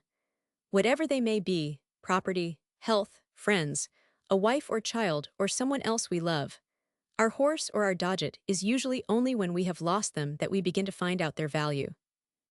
But if we come to look at things in the way I recommend, we shall be doubly the gainers. We shall at once get more pleasure out of them than we did before, and we shall do everything in our power to prevent the loss of them. For instance, by not risking our property, or angering our friends, or exposing our wives to temptation, or being careless about our children's health, and so on. We often try to banish the gloom and despondency of the present by speculating upon our chances of success in the future, a process which leads us to invent a great many chimerical hopes. Every one of them contains the germ of illusion, and disappointment is inevitable when our hopes are shattered by the hard facts of life. It is less hurtful to take the chances of misfortune as a theme for speculation, because, in doing so, we provide ourselves at once with measures of precaution against it, and a pleasant surprise when it fails to make its appearance. Is it not a fact that we always feel a marked improvement in our spirits when we begin to get over a period of anxiety? I may go further and say that there is some use in occasionally looking upon terrible misfortune as such as might happen to uses though they had actually happened, for then the trivial reverses, which subsequently come in reality, are much easier to bear. It is a source of consolation to look back upon those great misfortunes which never happened. But in following out this rule, care must be taken not to neglect what I have said in the preceding section. Section 15. The things which engage our attention, whether they are matters of business or ordinary events are of such diverse kinds, that, if taken quite separately and in no fixed order or relation, they present a medley of the most glaring contrasts, with nothing in common, except that they one and all affect us in particular. There must be a corresponding abruptness in the thoughts and anxieties which these various matters arouse in us, if our thoughts are to be in keeping with their various subjects. Therefore, in setting about anything, the first step is to withdraw our attention from everything else. This will enable us to attend to each matter at its own time, and to enjoy or put up with it, quite apart from any thought of our remaining interests. Our thoughts must be arranged, as it were, in little drawers, so that we may open one without disturbing any of the others. In this way, we can keep the heavy burden of anxiety from weighing upon us so much as to spoil the little pleasures of the present, or from robbing us of our rest. Otherwise, the consideration of one matter will interfere with every other, and attention to some important business may lead us to neglect many affairs which happen to be of less moment. It is most important for everyone who is capable of higher and nobler thoughts to keep their mind from being so completely engrossed with private affairs and vulgar troubles as to let them take up all his attention and crowd out worthier matter. For that is, in a very real sense, to lose sight of the true end of life, propter vitam vivendi perdir causes. Of course, for theses, for so much else self-control is necessary. Without it, we cannot manage ourselves in the way I have described. And self-control may not appear so very difficult, if we consider that every man has to submit to a great deal of very severe control on the part of his surroundings, and that without it no form of existence is possible. Further, a little self-control at the right moment may prevent much subsequent compulsion at the hands of others, just as a very small section of a circle close to the center may correspond to a part near the circumference 100 times as large. Nothing will protect us from external compulsion so much as the control of ourselves. And, as Seneca says, to submit yourself to reason is the way to make everything else submit to jausi tibi vis omnia subjacere, t subjus rationi. Self-control, too, is something which we have in our own power, and if the worst comes to the worst, and it touches us in a very sensitive part, we can always relax its severity. But other people will pay no regard to our feelings if they have to use compulsion, and we shall be treated without pity or mercy. Therefore, it will be prudent to anticipate compulsion by self-control. Section 16. We must set limits to our wishes, curb our desires. Moderate our anger, always remembering that an individual can attain only an infinitesimal share in anything that is worth having, and that, on the other hand, everyone must incur many of the ills of life. In a word, we must bear and forbear abstenere et sustenere, and if we fail to observe this rule, no position of wealth or power will prevent us from feeling wretched.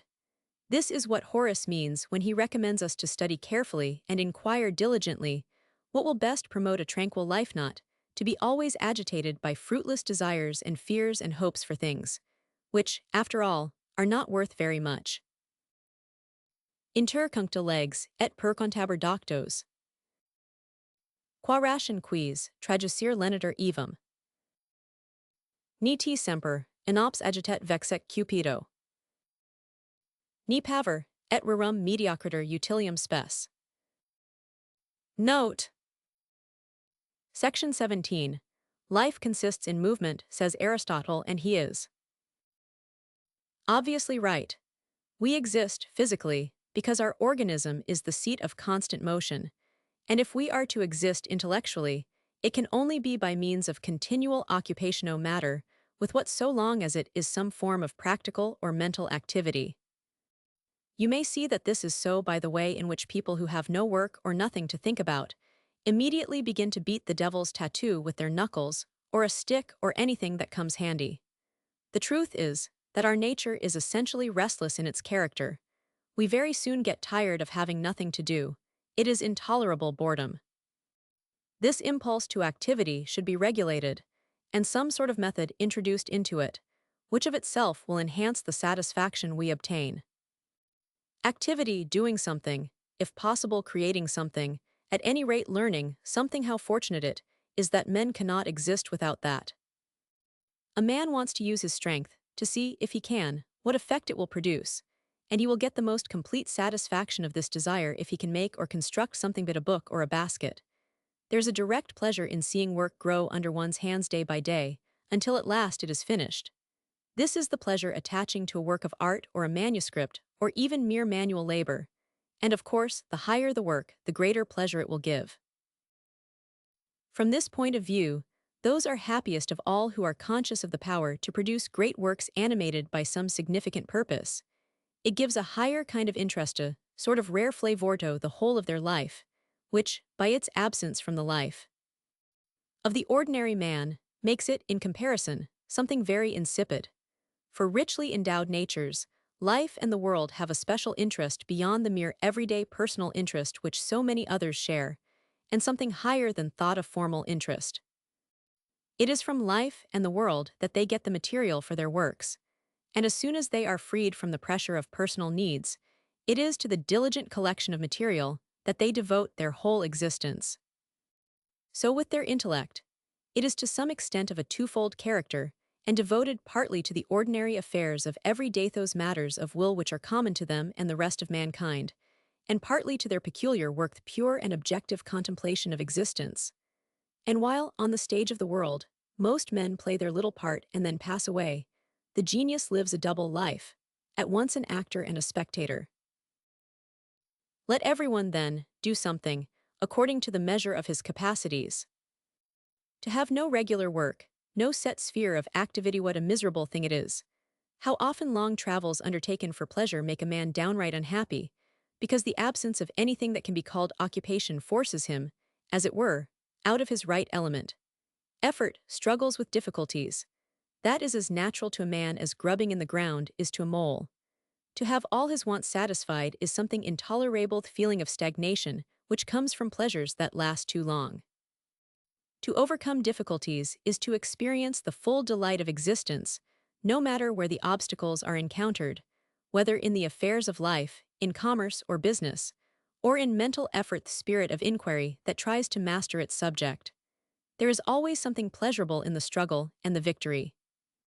And if a man has no opportunity to excite himself, he will do what he can to create one, and according to his individual bent, he will hunt or play cup and ball, or led on by this unsuspected element in his nature, he will pick a quarrel with someone, or hatch a plot or intrigue, or take to swindling and rascally courses generally, all to put an end to a state of repose which is intolerable. As I have remarked, difficiles in audio quicit is difficult to keep quiet if you have nothing to do. Section 18. A man should avoid being led on by the phantoms of his imagination. This is not the same thing as to submit to the guidance of ideas clearly thought out, and yet these are rules of life which most people pervert. If you examine closely into the circumstances which, in any deliberation, ultimately turn the scale in favor of some particular course, you will generally find that the decision is influenced, not by any clear arrangement of ideas leading to a formal judgment, but by some fanciful picture which seems to stand for one of the alternatives in question. In one of Voltaire's or Diderot's romances, I forget the precise reference, the hero, standing like a young Hercules at the parting of ways, can see no other representation of virtue than his old tutor holding a snuff-box in his left hand, from which he takes a pinch and moralizes, whilst vice appears in the shape of his mother's chambermaid. It is in youth, more especially, that the goal of our efforts comes to be a fanciful picture of happiness, which continues to hover before our eyes sometimes for half and even for the whole of our life, a sort of mocking spirit. For when we think our dream is to be realized, the picture fades away, leaving us the knowledge that nothing of what it promised is actually accomplished. How often this is so with the visions of domesticity, detailed picture of what our home will be like, or of life among our fellow citizens or in society, or again, of living in the country, the kind of house we shall have, its surroundings, the marks of honor and respect that will be paid to us, and so on, whatever our hobby may be. Chaque fois sa merit. It is often the same, too, with our dreams about one we love. And this is all quite natural, for the visions we conjure up affect us directly, as though they were real objects, and so they exercise a more immediate influence upon our will than an abstract idea, which gives merely a vague, general outline devoid of details, and the details are just the real part of it. We can be only indirectly affected by an abstract idea, and yet it is the abstract idea alone which will do as much as it promises, and it is the function of education to teach us to put our trust in it. Of course, the abstract idea must be occasionally explained, paraphrased, as it were by the aid of pictures, but discreetly, cum grano salis. Section 19. The preceding rule may be taken as a special case of the more general maxim that a man should never let himself be mastered by the impressions of the moment, or indeed by outward appearances at all, which are incomparably more powerful in their effects than the mere play of thought or a train of ideas. Not because these momentary impressions are rich in virtue of the data they supply, it is often just the contrary, but because they are something palpable to the senses and direct in their working, they forcibly invade our mind, disturbing our repose and shattering our resolutions.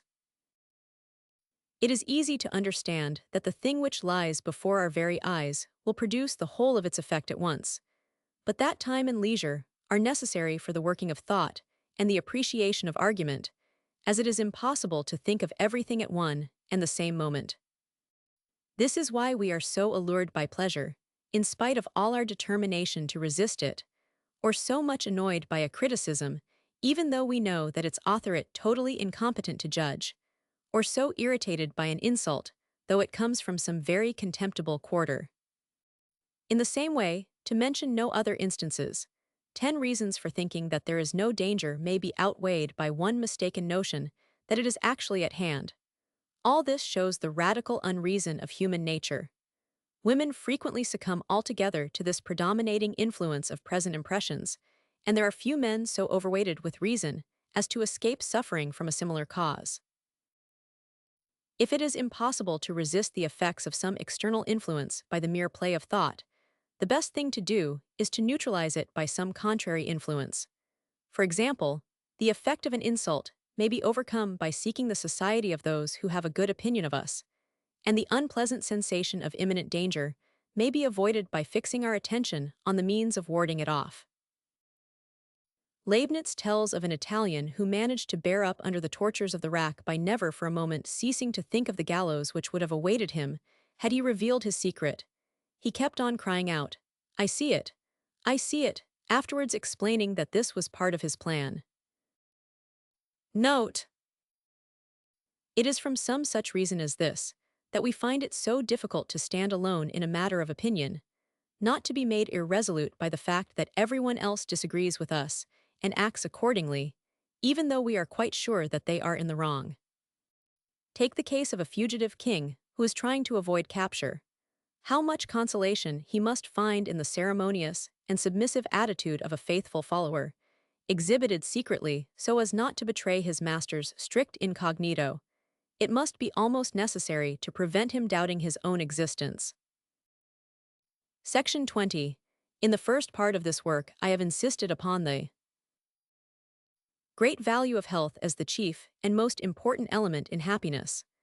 Let me emphasize and confirm what I have there said by giving a few general rules as to its preservation.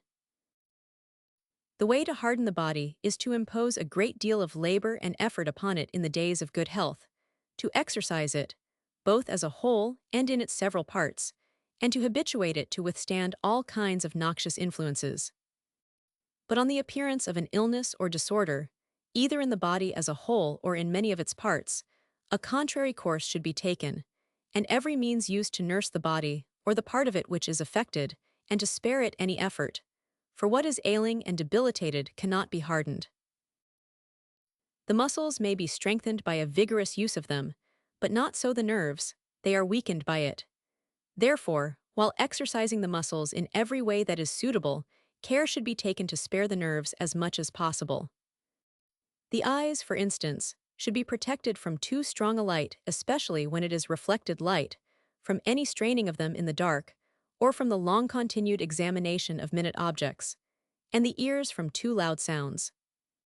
Above all, the brain should never be forced, or used too much or at the wrong time.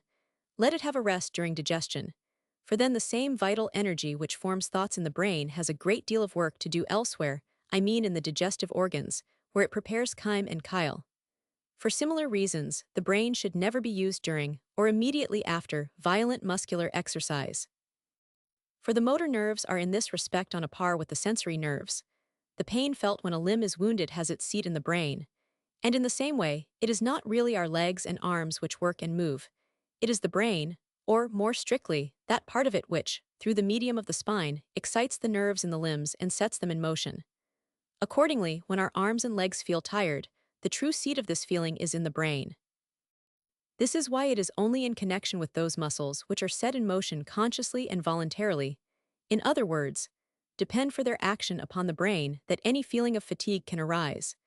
This is not the case with those muscles which work involuntarily, like the heart. It is obvious, then, that injury is done to the brain if violent muscular exercise and intellectual exertion are forced upon it at the same moment, or at very short intervals. What I say stands in no contradiction with the fact that at the beginning of a walk, or at any period of a short stroll, there often comes a feeling of enhanced intellectual vigor. The parts of the brain that come into play have had no time to become tired, and besides, slight muscular exercise conduces to activity of the respiratory organs, and causes a purer and more oxidated supply of arterial blood to mount to the brain. It is most important to allow the brain the full measure of sleep which is required to restore it. For sleep is to a man's whole nature what winding up is to a clock. This measure will vary directly with the development and activity of the brain. To overstep the measure is mere waste of time, because if that is done, sleep gains only so much in length as it loses in depth. Note 31. Return. Cf. Locke, Sit. Sleep is a morsel of death borrowed to keep up and renew the part of life which is exhausted by the Dale Sawmill est un imprunt fate, a la mort. Or it might be said that sleep is the interest we have to pay on the capital which is called in at death. And the higher the rate of interest, and the more regularly it is paid, the further the date of redemption is postponed. It should be clearly understood that thought is nothing but the organic function of the brain, and it has to obey the same laws in regard to exertion and repose as any other organic function. The brain can be ruined by overstrain, just like the eyes. As the function of the stomach is to digest, so it is that of the brain to think.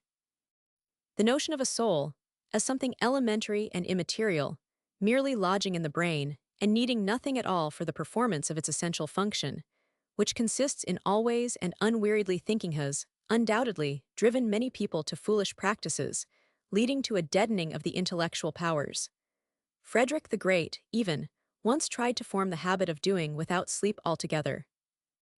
It would be well if professors of philosophy refrained from giving currency to a notion which is attended by practical results of a pernicious character.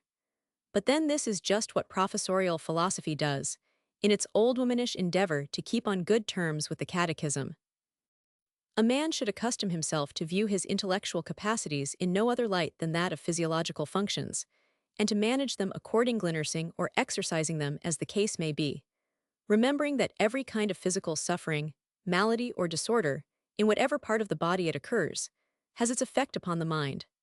The best advice that I know on this subject is given by Cabanis in his Rapports du physique et du moral de l'homme. Note: through neglect of this rule, many men of genius and great scholars have become weak-minded and childish, or even gone quite mad, as they grew old. To take no other instances, there can be no doubt that the celebrated English poets of the early part of the century, Scott, Wordsworth, Southey, became intellectually dull and incapable towards the end of their days, nay, soon after passing their 60th year, and that their imbecility can be traced to the fact that, at that period of life, they were all led on, by the promise of high pay, to treat literature as a trade and to write for money. This seduced them into an unnatural abuse of their intellectual powers, and a man who puts his Pegasus into harness and urges on his muse with the whip will have to pay a penalty similar to that which is exacted by the abuse of other kinds of power.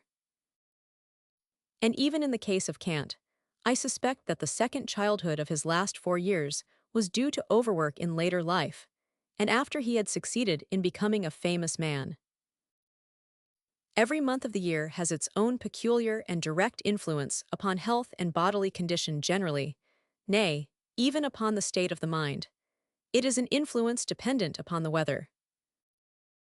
Chapter 3. Our relation to others. Section 21. In making his way through life, a man will find it useful to be ready and able to do 2 things: to look ahead and to overlook. The one will protect him from loss and injury, the other from disputes and squabbles. No one who has to live amongst men should absolutely discard any person who has his due place in the order of nature, even though he is very wicked or contemptible or ridiculous. He must accept him as an unalterable factunalterable, because the necessary outcome of an eternal, fundamental principle, and in bad cases, he should remember the words of Mephistopheles. Es mus oxalch cause Jeben 33, there must be fools and rogues in the world.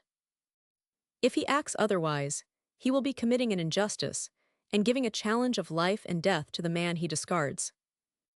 No one can alter his own peculiar individuality, his moral character, his intellectual capacity, his temperament or physique. And if we go so far as to condemn a man from every point of view, there will be nothing left him but to engage us in deadly conflict. For we are practically allowing him the right to exist only on condition that he becomes another man, which is impossible. His nature forbids it.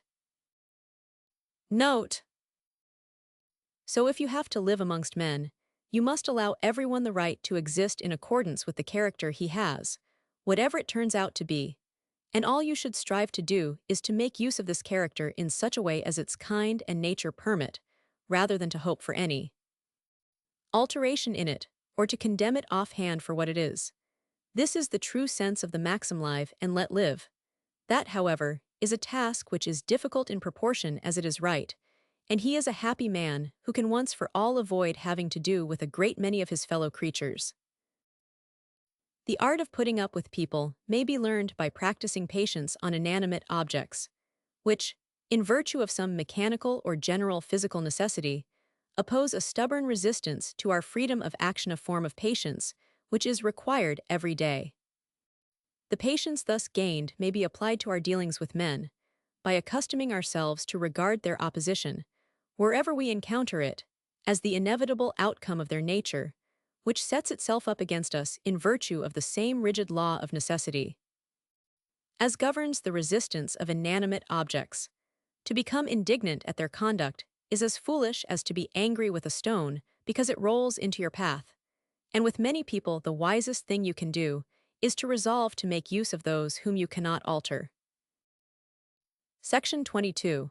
It is astonishing how easily and how quickly similarity, or difference of mind and disposition, makes itself felt between one man and another as soon as they begin to talk. Every little trifle shows it. When two people of totally different natures are conversing, almost everything said by the one will, in a greater or less degree, displease the other, and in many cases produce positive annoyance, even though the conversation turn upon the most out-of-the-way subject, or one in which neither of the parties has any real interest. People of similar nature, on the other hand, immediately come to feel a kind of general agreement, and if they are cast very much in the same mold, complete harmony, or even unison, will flow from their intercourse. This explains two circumstances. First of all, it shows why it is that common, ordinary people are so sociable and find good company wherever they go. Ah, those good, dear, brave people! It is just the contrary with those who are not of the common run, and the less they are so, the more unsociable they become, so that if, in their isolation, they chance to come across someone in whose nature they can find even a single sympathetic chord, be it never so minute, they show extraordinary pleasure in his society. For one man can be to another only so much as the other is to him.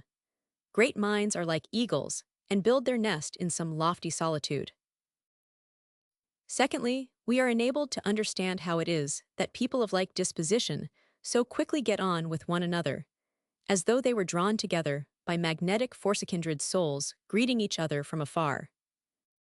Of course, the most frequent opportunity of observing this is afforded by people of vulgar tastes and inferior intellect, but only because their name is legion, while those who are better off in this respect and of a rarer nature are not often to be met with. They are called rare because you can seldom find them. Take the case of a large number of people who have formed themselves into a league for the purpose of carrying out some practical object. If there be two rascals among them, they will recognize each other as readily as if they bore a similar badge, and will at once conspire for some misfeasance or treachery. In the same way, if you can imagine impossibly a large company of very intelligent and clever people, amongst whom there are only two blockheads, these two will be sure to be drawn together by a feeling of sympathy, and each of them will very soon secretly rejoice at having found at least one intelligent person in the whole company. It is really quite curious to see how two such men, especially if they are morally and intellectually of an inferior type, will recognize each other at first sight. With what zeal they will strive to become intimate. How affably and cheerily they will run to greet each other, just as though they were old friends. It is all so striking that one is tempted to embrace the Buddhist doctrine of metempsychosis and presume that they were on familiar terms in some former state of existence. Still, in spite of all this general agreement, men are kept apart who might come together, or, in some cases, a passing discord springs up between them. This is due to diversity of mood. You will hardly ever see two people exactly in the same frame of mind, for that is something which varies with their condition of life, occupation, surroundings, health, the train of thought they are in at the moment, and so on. These differences give rise to discord between persons of the most harmonious disposition. To correct the balance properly, so as to remove the disturbancy to introduce, as it were, a uniform temperature, is a work demanding a very high degree of culture.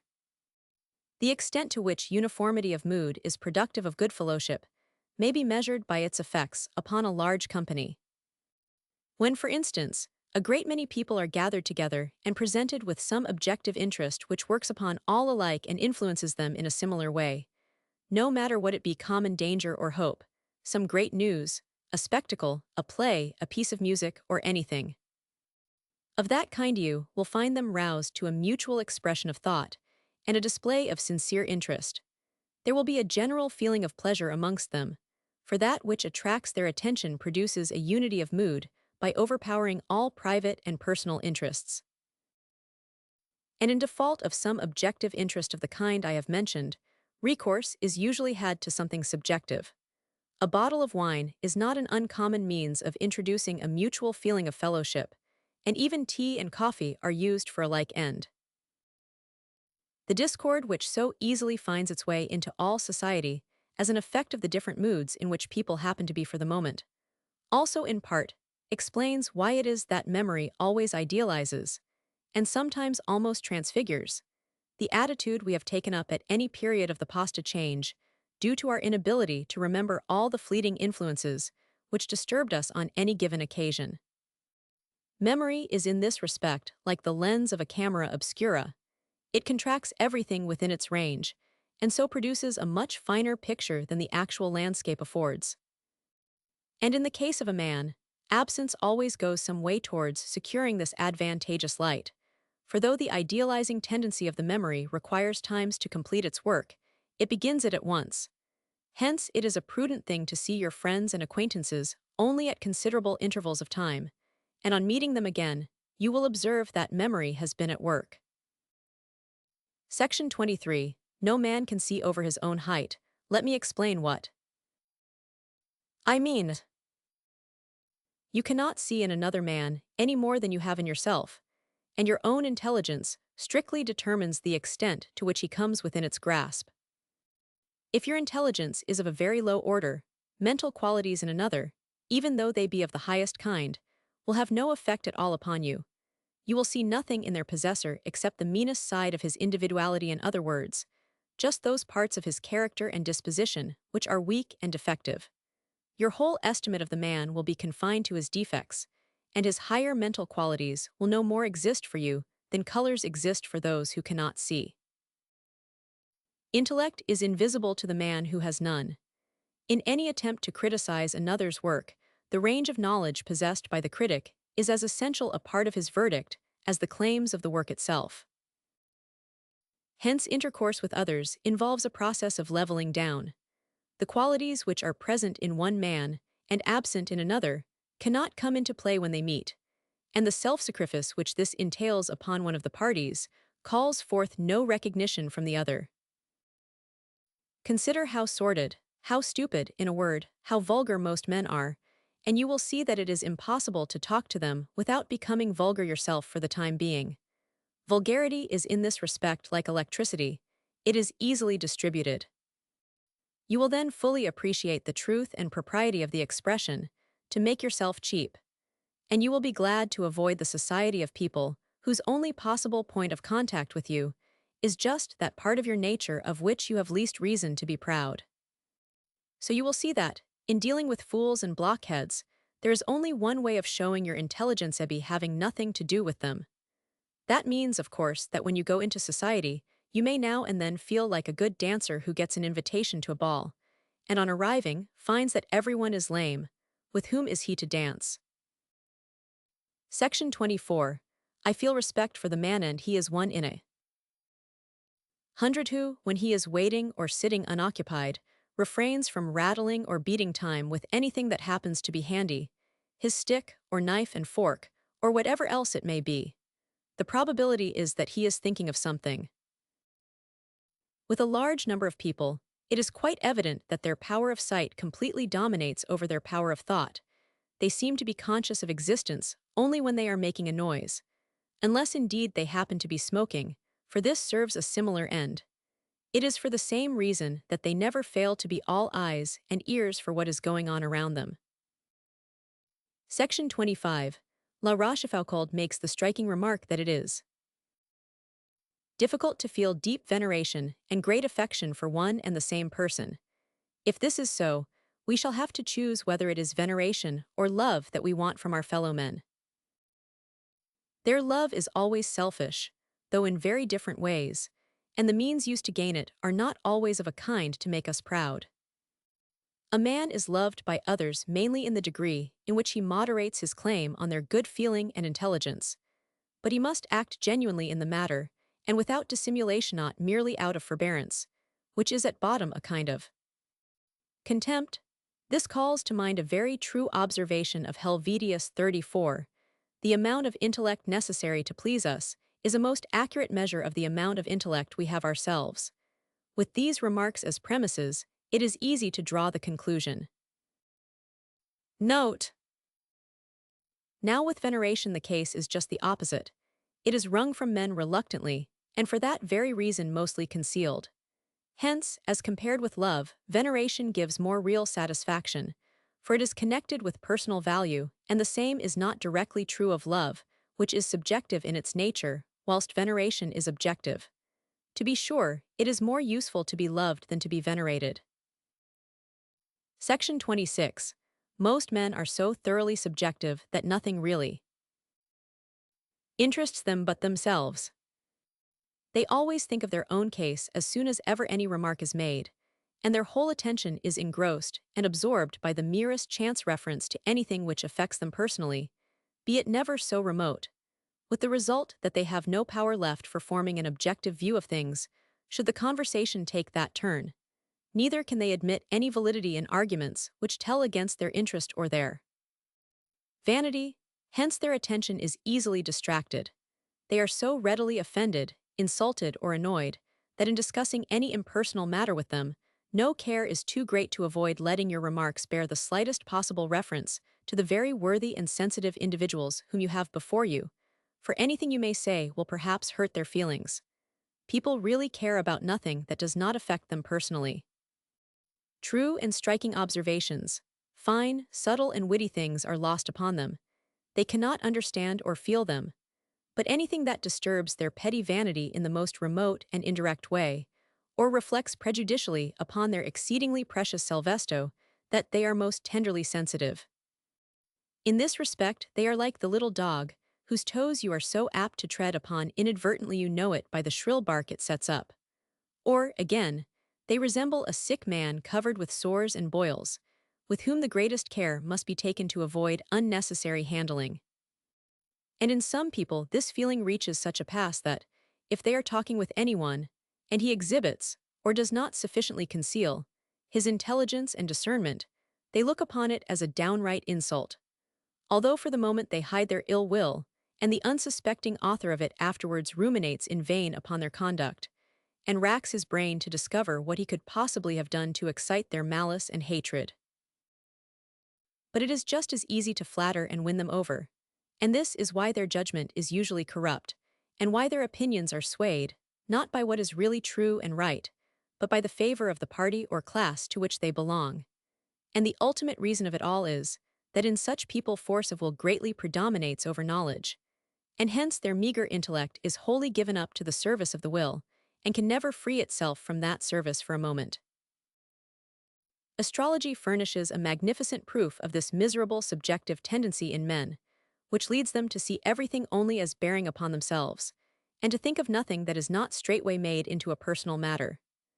The aim of astrology is to bring the motions of the celestial bodies into relation with the wretched ego, and to establish a connection between a comet in the sky and squabbles and rascalities on earth. Note: Section 27. When any wrong statement is made, whether in public or in society, or in books, and well received, or, at any rate, not refuted, that is no reason why you should despair or think there the matter will rest. You should comfort yourself with the reflection that the question will be afterwards gradually subjected to examination. Light will be thrown upon it. It will be thought over, considered, discussed, and generally in the end, the correct view will be reached, so that, after a timeth length of which will depend upon the difficulty of the subject every own, will come to understand that which a clear head saw at once. In the meantime, of course, you must have patience. He who can see truly in the midst of general infatuation is like a man whose watch keeps good time, when all clocks in the town in which he lives are wrong. He alone knows the right time, but what use is that to him? For everyone goes by the clocks which speak false, not even excepting those who know that his watch is the only one that is right. Section 28. Men are like children in that if you spoil them, they become naughty. Therefore it is well not to be too indulgent or charitable with anyone. You may take it as a general rule that you will not lose a friend by refusing him a loan, but that you are very likely to do so by granting it. And for similar reasons, you will not readily alienate people by being somewhat proud and careless in your behavior. But if you are very kind and complacent towards them, you will often make them arrogant and intolerable, and so a breach will ensue. There is one thing that, more than any other, throws people absolutely off their balance of thought that you are dependent upon them. This is sure to produce an insolent and domineering manner towards you. There are some people, indeed, who become rude if you enter into any kind of relation with them. For instance, if you have occasion to converse with them frequently upon confidential matters, they soon come to fancy that they can take liberties with you, and so they try and transgress the laws of politeness. This is why there are so few with whom you care to become more intimate, and why you should avoid familiarity with vulgar people. If a man comes to think that I am more dependent upon him than he is upon me, he at once feels as though I had stolen something from him, and his endeavor will be to have his vengeance and get it back. The only way to attain superiority in dealing with men is to let it be seen that you are independent of them. And in this view, it is advisable to let every one of your acquaintance you either man or woman feel now, and then that you could very well dispense with their company. This will consolidate friendship. Nay, with most people there will be no harm in occasionally mixing a grain of disdain with your treatment of them. That will make them value your friendship all the more. Kai non istima vin stimato, as a subtle Italian proverb has ito disregard is to win regard. But if we really think very highly of a person, we should conceal it from him like a crime. This is not a very gratifying thing to do, but it is right. Why, a dog will not bear being treated too kindly, let alone a man. Section 29. It is often the case that people of noble character and great mental gifts betray a strange lack of worldly wisdom and a deficiency in the knowledge of men, more especially when they are young, with the result that it is easy to deceive or mislead them, and that, on the other hand, natures of the commoner sort are more ready and successful in making their way in the world. The reason of this is that, when a man has little or no experience, he must judge by his own antecedent notions, and in matters demanding judgment, an antecedent notion is never on the same level as experience. For, with the commoner sort of people, an antecedent notion means just their own selfish point of view. This is not the case with those whose mind and character are above the ordinary, for it is precisely in this respect their unselfishness that they differ from the rest of mankind. And as they judge other people's thoughts and actions by their own high standard, the result does not always tally with their calculation. But if in the end, a man of noble character comes to see, as the effect of his own experience, or by the lessons he learns from others, what it is that may be expected of men in general, namely, that 5/6 of them are morally and intellectually so constituted that, if circumstances do not place you in relation with them, you had better get out of their way and keep as far as possible from having anything to do with them, still, he will scarcely ever attain an adequate notion of their wretchedly mean and shabby nature. All his life long, he will have to be extending and adding to the inferior estimate he forms of them, and in the meantime, he will commit a great many mistakes and do himself harm. Then, again, after he has really taken to heart the lessons that have been taught him, it will occasionally happen that, when he is in the society of people whom he does not know, he will be surprised to find how thoroughly reasonable they all appear to be, both in their conversation and in their demeanor in fact, quite honest, sincere, virtuous, and trustworthy people, and at the same time shrewd and clever. But that ought not to perplex him.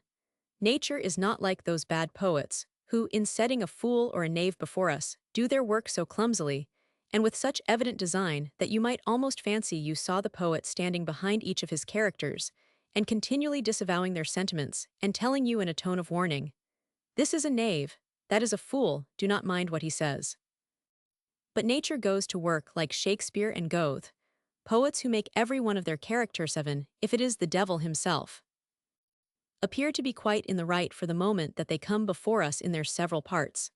The characters are described so objectively that they excite our interest and compel us to sympathize with their point of view, for like the works of nature, every one of these characters is evolved as the result of some hidden law or principle, which makes all they say and do appear natural and therefore necessary. And you will always be the prey or the plaything of the devils and fools in this world, if you expect to see them going about with horns or jangling their bells. And it should be borne in mind that, in their intercourse with others, people are like the moon or like hunchbacks, they show you only one of their sides. Every man has an innate talent for mimicry, for making a mask out of his physiognomy, so that he can always look as if he really were what he pretends to be. And since he makes his calculations always within the lines of his individual nature, the appearance he puts on suits him to a nicety, and its effect is extremely deceptive. He dons his mask whenever his object is to flatter himself into someone's good opinion, and you may pay just as much attention to it as if it were made of wax or cardboard, never forgetting that excellent Italian proverb, non esse tristo cane chi non meni la coda, there is no dog so bad but that he will wag his tail. In any case, it is well to take care not to form a highly favorable opinion of a person whose acquaintance you have only recently made, for otherwise you are very likely to be disappointed, and then you will be ashamed of yourself, and perhaps even suffer some injury. And while I am on the subject, there is another fact that deserves mention. It is this: a man shows his character just in the way in which he deals with trifles, for then he is off his guard. This will often afford a good opportunity of observing the boundless egoism of man's nature, and his total lack of consideration for others. And if these defects show themselves in small things, or merely in his general demeanor, you will find that they also underlie his action in matters of importance, although he may disguise the fact. This is an opportunity which should not be missed.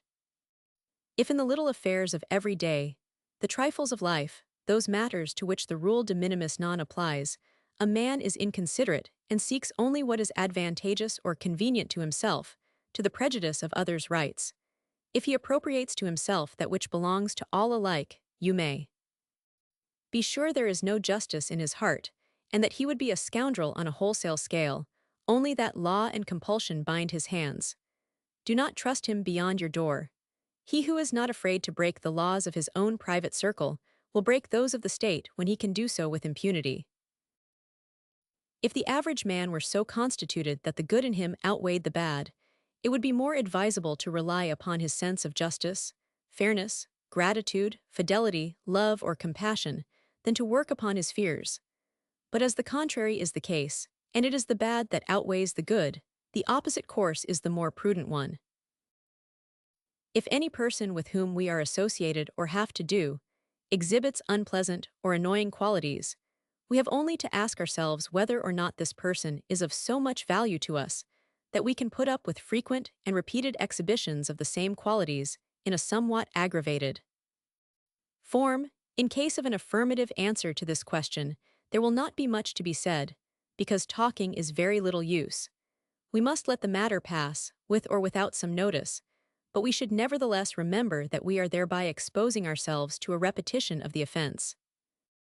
If the answer is in the negative, we must break with our worthy friend at once and forever, or in the case of a servant, dismiss him, for he will inevitably repeat the offense, or do something tantamount to it, should the occasion return, even though for the moment he is deep and sincere in his assurances of the contrary. There is nothing, absolutely nothing, that a man cannot forget, but not himself, his own character. For character is incorrigible, because all a man's actions emanate from an inward principle, in virtue of which he must always do the same thing under like circumstances, and he cannot do otherwise. Let me refer to my prize essay on the so-called freedom of the will, the perusal of which will dissipate any delusions the reader may have on this subject. Note: to become reconciled to a friend with whom you have broken is a form of weakness, and you pay the penalty of it when he takes the first opportunity of doing precisely the very thing which brought about the breach. Nay, he does it the more boldly, because he is secretly conscious that you cannot get on without him. This is also applicable to servants whom you have dismissed, and then taken into your service again. For the same reason, you should just as little expect people to continue to act in a similar way under altered circumstances. The truth is that men alter their demeanor and sentiments just as fast as their interest changes, and their resign in this respect is a bill drawn for short payment that the man must be still more short-sighted who accepts the bill without protesting it. Accordingly, suppose you want to know how a man will behave in an office into which you think of putting him, you should not build upon expectations, on his promises or assurances. For even allowing that he is quite sincere, he is speaking about a matter of which he has no knowledge. The only way to calculate how he will behave is to consider the circumstances in which he will be placed, and the extent to which they will conflict with his character. If you wish to get a clear and profound insight hand, it is very needful into the true, but melancholy elements of which most men are made. You will find in a very instructive thing to take the way they behave in the pages of literature as a commentary to their doings in practical life, and vice versa. Experience thus gained will be very useful in avoiding wrong ideas, whether about yourself or about others. But if you come across any special trait of meanness or stupidity in life, or in literature, you must be careful not to let it annoy or distress you, but to look upon it merely as an addition to your knowledge, a new fact, to be considered in studying the character of humanity. Your attitude towards it will be that of the mineralogist who stumbles upon a very characteristic specimen of a mineral. Of course, there are some facts which are very exceptional, and it is difficult to understand how they arise, and how it is that there come to be such enormous differences between man and man. But in general, what was said long ago is quite true, and the world is in a very bad way. In savage countries, they eat one another, in civilized, they deceive one another, and that is what people call the way of the world. What are states and all the elaborate systems of political machinery, and the rule of force, whether in home or in foreign affairs, what are they but barriers against the boundless iniquity of mankind? Does not all history show that whenever a king is firmly planted on a throne, and his people reach some degree of prosperity, he uses it to lead his army, like a band of robbers, against adjoining countries? Are not almost all wars ultimately undertaken for purposes of plunder? In the most remote antiquity, and to some extent also in the Middle Ages, the conquered became slaves. In other words, they had to work for those who conquered them. And where is the difference between that and paying war taxes, which represent the product of our previous work? All war, says Voltaire, is a matter of robbery, and the Germans should take that as a warning. Section 30. No man is so formed that he can be left entirely to himself to go his own ways. Everyone needs to be guided by a preconceived plan and to follow certain general rules. But if this is carried too far, and a man tries to take on a character which is not natural or innate in him, but it artificially acquired and evolved merely by a process of reasoning, he will very soon discover that nature cannot be forced, and that if you drive it out, it will return despite your efforts. Naturem expels furca, tamen usque recurrit. To understand a rule governing conduct towards others, even to discover it for oneself and to express it neatly, is easy enough, and still, very soon afterwards, the rule may be broken in practice. But that is no reason for despair, and you need not fancy that as it is impossible to regulate your life in accordance with abstract ideas and maxims, it is better to live just as you please. Here, as in all theoretical instruction that aims at a practical result, the first thing to do is to understand the rule. The second thing is to learn the practice of it. The theory may be understood at once by an effort of reason, and yet the practice of it acquired only in course of time. A pupil may lean the various notes on an instrument of music, or the different position in fencing, and when he makes a mistake, as he is sure to do, however hard he tries, he is apt to think it will be impossible to observe the rules, when he is set to read music at sight or challenged to a furious duel. But for all that, gradual practice makes him perfect, through a long series of slips, blunders, and fresh efforts. It is just the same in other things. In learning to write and speak Latin, a man will forget the grammatical rules. It is only by long practice that a blockhead turns into a courtier, that a passionate man becomes shrewd and worldly wise, or a frank person reserved, or a noble person ironical. But though self-discipline of this kind is the result of long habit, it always works by a sort of external compulsion, which nature never ceases to resist and sometimes unexpectedly overcomes. The difference between action in accordance with abstract principles and action as the result of original, innate tendency is the same as that between a work of art, say a watch where form and movement are impressed upon shapeless and inert matter, and a living organism, where form and matter are one, and each is inseparable from the other. There is a maxim attributed to the Emperor Napoleon, which expresses this relation between acquired and innate character, and confirms what I have said. Everything that is unnatural is imperfect, a rule of universal application, whether in the physical or in the moral sphere. The only exception I can think of to this rule is aventurine 37, a substance known to mineralogists, which in its natural state cannot compare with the artificial preparation of it. Note: and in this connection, let me utter a word of protest against any and every form of affectation. It always arouses contempt, in the first place, because it argues deception, and the deception is cowardly, for it is based on fear. And secondly, it argues self-condemnation, because it means that a man is trying to appear what he is not, and therefore something which he thinks better than he actually is. To affect a quality and to plume yourself upon it is just to confess that you have not got it. Whether it is courage, or learning, or intellect, or wit, or success with women, or riches, or social position, or whatever else it may be that a man boasts of, you may conclude by his boasting about it that that is precisely the direction in which he is rather weak. For if a man really possesses any faculty to the full, it will not occur to him to make a great show of affecting it. He is quite content to know that he has it. That is the application of the Spanish proverb, Hergera quechacalodia clavo la falta, clattering hoof means a nail gone. To be sure, as I said at first, no man ought to let the reins go quite loose, and show himself just as he is, for there are many evil and bestial sides to our nature which require to be hidden away out of sight, and this justifies the negative attitude of dissimulation, but it does not justify a positive feigning of qualities which are not there. It should also be remembered that affectation is recognized at once, even before it is clear what it is that is being affected. And finally, affectation cannot last very long, and one day the mask will fall off. Nemo potest personam diu fer fictam, says Seneca, 38 ficta cito in naturam suam residuntno, one can persevere long in a fictitious character, for nature will soon reassert itself.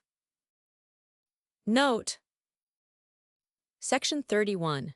A man bears the weight of his own body without knowing it, but he soon feels the weight of any other if he tries to move it. In the same way, a man can see other people's shortcomings and vices, but he is blind to his own. This arrangement has one advantage. It turns other people into a kind of mirror, in which a man can see clearly everything that is vicious, faulty, ill-bred, and loathsome in his own nature. Only, it is generally the old story of the dog barking at his own image. It is himself that he sees and not another dog, as he fancies. He who criticizes others works at the reformation of himself.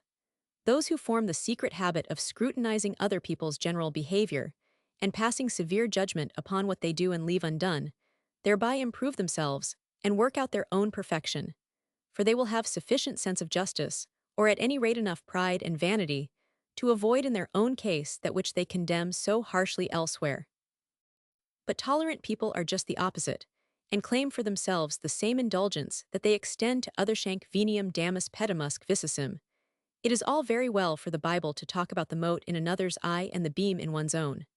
The nature of the eye is to look not at itself, but at other things, and therefore to observe and blame faults in another is a very suitable way of becoming conscious of one's own.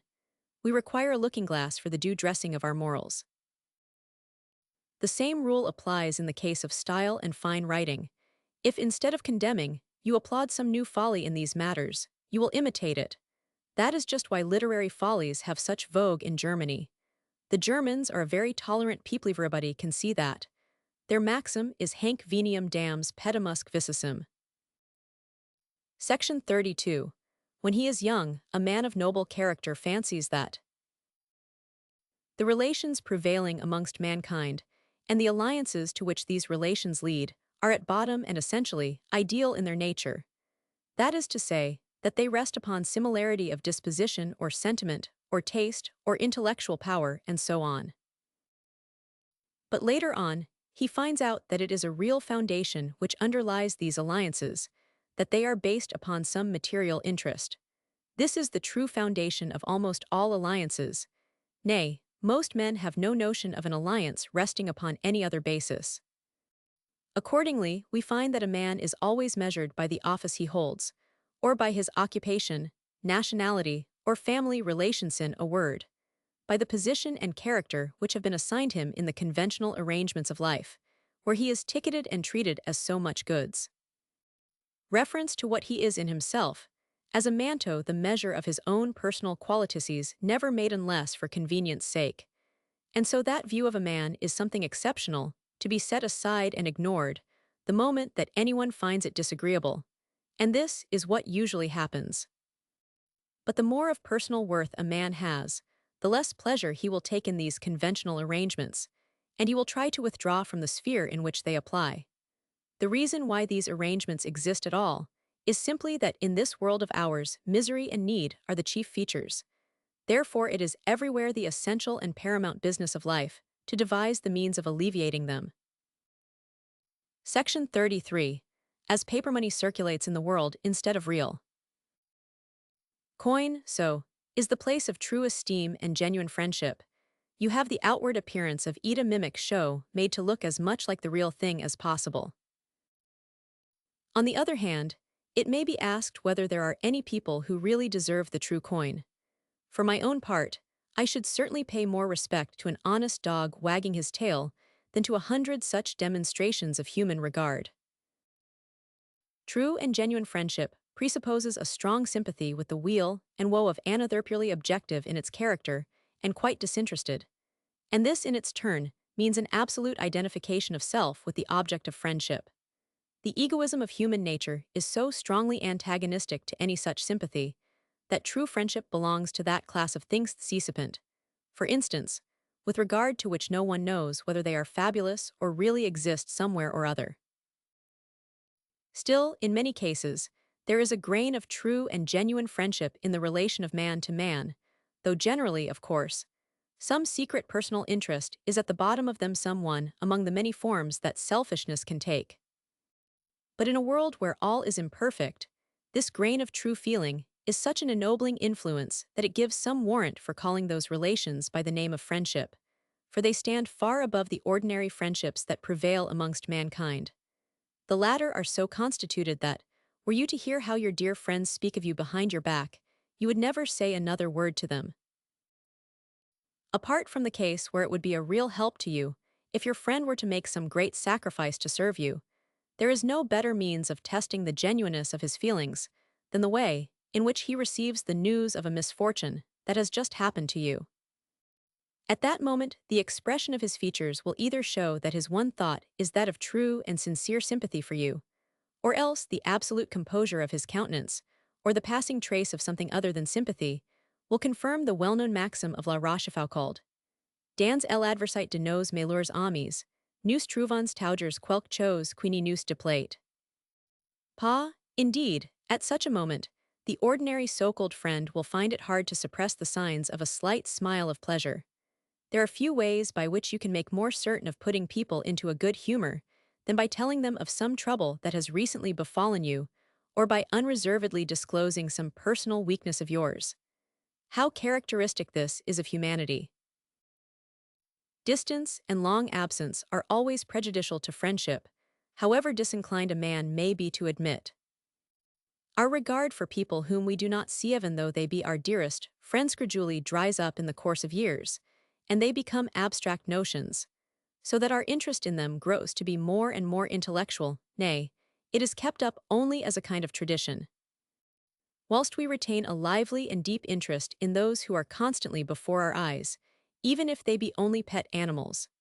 This shows how much men are limited by their senses, and how true is the remark that Goethe makes in Tasso about the dominant influence of the present moment. Die Gegenwart ist ein Machtsteig Gotten. Note: friends of the house are very rightly so called, because they are friends of the house rather than of its master. In other words, they are more like cats than dogs. Your friends will tell you that they are sincere. Your enemies are really so. Let your enemy's censure be like a bitter medicine, to be used as a means of self-knowledge. A friend in need, as the saying goes, is rare. Nay, it is just the contrary. No sooner have you made a friend than he is in need and asks for a loan. Section 34. A man must be still a greenhorn in the ways of the world, if he imagines that he can make himself popular in society by exhibiting intelligence and discernment. With the immense majority of people, such qualities excite hatred and resentment, which are rendered all the harder to bear by the fact that people are obliged to suppress even from themselves the real reason of their anger. What actually takes place is this. A man feels and perceives that the person with whom he is conversing is intellectually very much his superior. Note: he thereupon secretly and half unconsciously concludes that his interlocutor must form a proportionately low and limited estimate of his abilities. That is a method of reasoning and which rouses the bitterest feelings of sullen and rancorous hatred. And so Gratian is quite right in saying that the only way to win affection from people is to show the most animalic simplicity of demeanor para ser bien quisto, el unico medio vesters la piel del más simple de los brutos. Note: to show your intelligence and discernment is only an indirect way of reproaching other people for being dull and incapable. And besides, it is natural for a vulgar man to be violently agitated by the sight of opposition in any form, and in this case, envy comes in as the secret cause of his hostility. For it is a matter of daily observation that people take the greatest pleasure in that which satisfies their vanity, and vanity cannot be satisfied without comparison with others. Now, there is nothing of which a man is prouder than of intellectual ability, for it is this that gives him his commanding place in the animal world. It is an exceedingly rash thing to let anyone see that you are decidedly superior to him in this respect, and to let other people see it too, because he will then thirst for vengeance, and generally look about for an opportunity of taking it by means of insult, because this is to pass from the sphere of intellect to that of will, and there all are on an equal footing as regards the feeling of hostility. Hence, while rank and riches may always reckon upon deferential treatment in society, that is something which intellectual ability can never expect. To be ignored is the greatest favor shown to it, and if people notice it at all, it is because they regard it as a piece of impertinence, or else as something to which its possessor has no legitimate right, and upon which he dares to pride himself, and in retaliation and revenge for his conduct, people secretly try and humiliate him in some other way, and if they wait to do this, it is only for a fitting opportunity. A man may be as humble as possible in his demeanor, and yet hardly ever get people to overlook his crime in standing intellectually above them. In the Garden of Roses, Sadi makes the remark, you should know that foolish people are 100-fold more averse to meeting the wise than the wise are indisposed for the company of the foolish. On the other hand, it is a real recommendation to be stupid. For just as warmth is agreeable to the body, so it does the mind good to feel its superiority, and a man will seek company likely to give him this feeling, as instinctively as he will approach the fireplace or walk in the sun if he wants to get warm. But this means that he will be disliked on account of his superiority, and if a man is to be liked, he must really be inferior in point of intellect, and the same thing holds good of a woman in point of beauty. To give proof of real and unfeigned inferiority to some of the people you meet, that is a very difficult business indeed. Consider how kindly and heartily a girl who is passably pretty will welcome one who is downright ugly. Physical advantages are not thought so much of in the case of man, though I suppose you would rather a little man sat next to you than one who was bigger than yourself. This is why, amongst men, it is the dull and ignorant, and amongst women, the ugly, who are always popular and in request. It is likely to be said of such people that they are extremely good-natured, because everyone wants to find a pretext for caring about thema pretext, which will blind both himself and other people to the real reason why he likes them.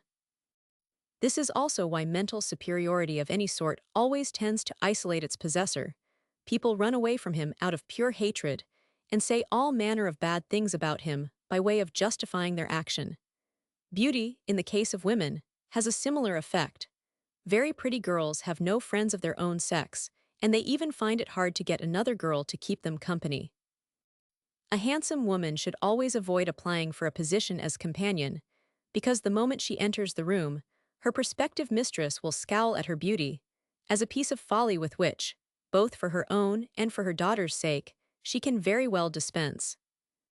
But if the girl has advantages of rank, the case is very different, because rank, unlike personal qualities which work by the force of mere contrast, produces its effect by a process of reflection, much in the same way as the particular hue of a person's complexion depends upon the prevailing tone of his immediate surroundings. Note 42. Return. If you desire to get on in the world, friends and acquaintances are by far the best passport to fortune. The possession of a great deal of ability makes a man proud, and therefore not apt to flatter those who have very little, and from whom, on that account, the possession of great ability should be carefully concealed. The consciousness of small intellectual power has just the opposite effect, and is very compatible with a humble, affable, and companionable nature, and with respect for what is mean and wretched. This is why an inferior sort of man has so many friends to befriend and encourage him. These remarks are applicable not only to advancement in political life, but to all competition for places of honor and dignity, nay, even for reputation in the world of science, literature, and art. In learned societies, for example, mediocrity that very acceptable qualities always to the fore, whilst merit meets with tardy recognition, or with none at all. So it is in everything. Section 35. Our trust in other people often consists in great measure of pure laziness, selfishness, and vanity on our own part. I say laziness because, instead of making inquiries ourselves and exercising an active care, we prefer to trust others. Selfishness because we are led to confide in people by the pressure of our own affairs. And vanity when we ask confidence for a matter on which we rather pride ourselves. And yet, for all that, we expect people to be true to the trust we repose in them. But we ought not to become angry if people put no trust in us, because that really means that they pay honesty the sincere compliment of regarding it as a very rare thing, so rare indeed, as to leave us in doubt whether its existence is not merely fabulous. Section 36. Politeness, which the Chinese hold to be a cardinal. Virtue is based upon two considerations of policy. I have explained one of these considerations in my Ethics. The other is as follows. Politeness is a tacit agreement that people's miserable defects, whether moral or intellectual, shall on either side be ignored and not made the subject of reproach. And since these defects are thus rendered somewhat less obtrusive, the result is mutually advantageous. Note: it is a wise thing to be polite. Consequently, it is a stupid thing to be rude. To make enemies by unnecessary and willful incivility is just as insane a proceeding as to set your house on fire. For politeness is like a counterand avowedly false coin, with which it is foolish to be stingy. A sensible man will be generous in the use of it. It is customary in every country to end a letter with the words, "Your most obedient servant Vater Tresciamble servitor suo divitissimo servo." The Germans are the only people who suppress the word servant dienerbeckers. Of course, it is not true. However, to carry politeness to such an extent as to damage your prospects is like giving money where only counters are expected. Wax, a substance naturally hard and brittle, can be made soft by the application of a little warmth, so that it will take any shape you please. In the same way, by being polite and friendly, you can make people pliable and obliging, even though they are apt to be crabbed and malevolent. Hence politeness is to human nature what warmth is to wax. Of course, it is no easy matter to be polite. In so far, I mean, as it requires us to show great respect for everybody, whereas most people deserve none at all. And again, in so far as it demands that we should feign the most lively interest in people, when we must be very glad that we have nothing to do with them. To combine politeness with pride is a masterpiece of wisdom. We should be much less ready to lose our temper over an insult, which, in the strict sense of the word, means that we have not been treated with respect.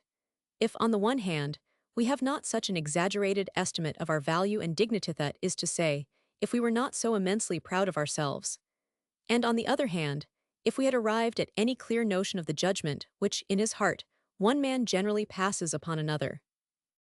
If most people resent the slightest hint that any blame attaches to them, you may imagine their feelings if they were to overhear what their acquaintance say about them. You should never lose sight of the fact that ordinary politeness is only a grinning mask. If it shifts its place a little, or is removed for a moment, there is no use raising a hue and cry. When a man is downright rude, it is as though he had taken off all his clothes and stood before you in puris naturalibus. Like most men in this condition, he does not present a very attractive appearance.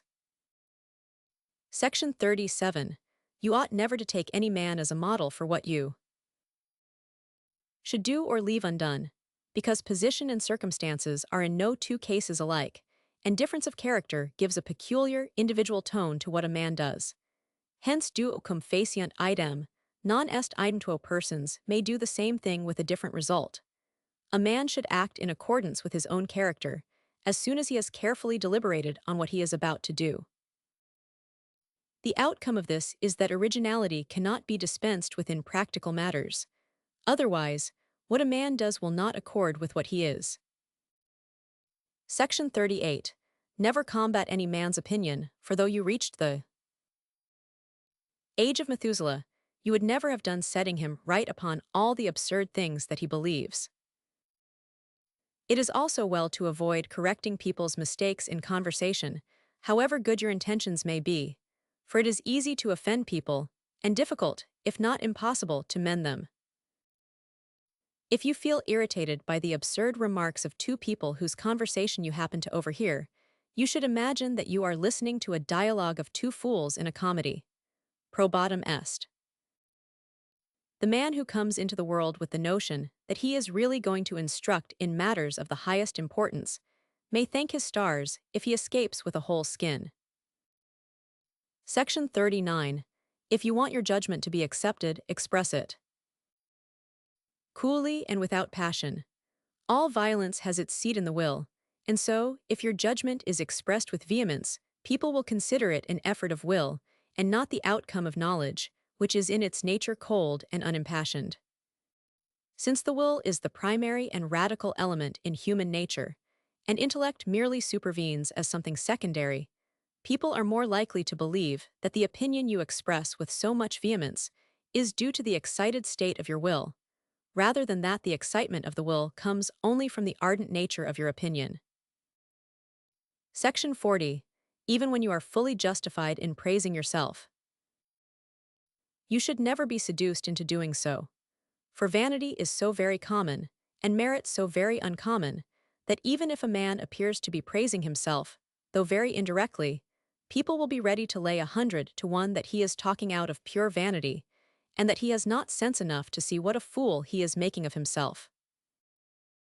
Still, for all that, there may be some truth in Bacon's remark that, as in the case of calumny, if you throw enough dirt, some of it will stick, so it also in regard to self-praise, with the conclusion that self-praise, in small doses, is to be recommended. Note: Section 41. If you have reason to suspect that a person is telling you a lie, look as though you believed every word he said. This will give him courage to go on. He will become more vehement in his assertions, and in the end betray himself. Again, if you perceive that a person is trying to conceal something from you, but with only partial success, look as though you did not believe him. This opposition on your part will provoke him into leading out his reserve of truth, and bringing the whole force of it to bear upon your incredulity. Section 42. You should regard all your private affairs as secrets. And in respect of them, treat your acquaintances, even though you are on good terms with them, as perfect strangers, letting them know nothing more than they can see for themselves. For in course of time, and under altered circumstances, you may find it a disadvantage that they know even the most harmless things about you. And as a general rule, it is more advisable to show your intelligence by saying nothing than by speaking out. For silence is a matter of prudence, whilst speech has something in it of vanity. The opportunities for displaying the one or the other quality occur equally often, but the fleeting satisfaction afforded by speech is often preferred to the permanent advantage secured by silence. The feeling of relief which lively people experience in speaking aloud when no one is listening should not be indulged, lest it grow into a habit, for in this way thought establishes such very friendly terms with speech that conversation is apt to become a process of thinking aloud. Prudence exacts that a wide gulf should be fixed between what we think and what we say. At times we fancy that people are utterly unable to believe in the truth of some statement affecting us personally, whereas it never occurs to them to doubt it. But if we give them the slightest opportunity of doubting it, they find it absolutely impossible to believe it anymore. We often betray ourselves into revealing something, simply because we suppose that people cannot help noticing it, just as a man will throw himself down from a great height, because he loses his head, in other words, because he fancies that he cannot retain a firm footing any longer. The torment of his position is so great that he thinks it better to put an end to it at once. This is the kind of insanity which is called acrophobia. But it should not be forgotten how clever people are in regard to affairs which do not concern them, even though they show no particularly sign of acuteness in other matters. This is a kind of algebra in which people are very proficient. Give them a single fact to go upon, and they will solve the most complicated problems. So, if you wish to relate some event that happened long ago, without mentioning any names, or otherwise indicating the persons to whom you refer, you should be very careful not to introduce into your narrative anything that might point, however distantly, to some definite fact, whether it is a particular locality, or a date, or the name of someone who was only to a small extent implicated, or anything else that was even remotely connected with the event. For that at once gives people something positive to go upon, and by the aid of their talent for this sort of algebra, they will discover all the rest. Their curiosity in these matters becomes a kind of enthusiasm, there will spurs on their intellect, and drives it forward to the attainment of the most remote results. For however unsusceptible and different people may be to general and universal truths, they are very ardent in the matter of particular details. In keeping with what I have said, it will be found that all those who profess to give instructions in the wisdom of life are specially urgent in commending the practice of silence, and assign manifold reasons why it should be observed. So it is not necessary for me to enlarge upon the subject any further. However, I may just add one or two little known Arabian proverbs, which occur to me as peculiarly appropriate. Do not tell a friend anything that you would conceal from an enemy. A secret is in my custody if I keep it, but should it escape me, it is I who am the prisoner. The tree of silence bears the fruit of peace. Section 43. Money is never spent to so much advantage as when you have been cheated out of it, for at one stroke you have purchased prudence. Section 44. If possible, no animosity should be felt for anyone, but carefully observe and remember the manner in which a man conducts himself, so that you may take the measure of his value, at any rate in regard to yourself, and regulate your bearing towards him accordingly, never losing sight of the fact that character is unalterable, and that to forget the bad features in a man's disposition is like throwing away hard-won money. Thus you will protect yourself against the results of unwise intimacy and foolish friendship. Give way neither to love nor to hate is one half of worldly wisdom. Say nothing and believe nothing, the other half. Truly, a world where there is need of such rules as this and the following is one upon which a man may well turn his back. Section 45. To speak angrily to a person to show your hatred by what you say or by the way you look is an unnecessary proceeding, dangerous, foolish, ridiculous, and vulgar. Anger and hatred should never be shown otherwise than in what you do, and feelings will be all the more effective in action, insofar as you avoid the exhibition of them in any other way. It is only cold-blooded animals whose bite is poisonous. Section 46. To speak without emphasizing your words parlor sans. Accenti is an old rule with those who are wise in the world's ways. It means that you should leave other people to discover what it is that you have said, and as their minds are slow, you can make your escape in time. On the other hand, to emphasize your meaning parlor avec accentis to address their feelings, and the result is always the opposite of what you expect. If you are polite enough in your manner and courteous in your tone, there are many people whom you may abuse outright, and yet run no immediate risk of offending them. Chapter 4. Worldly Fortune. Section 47.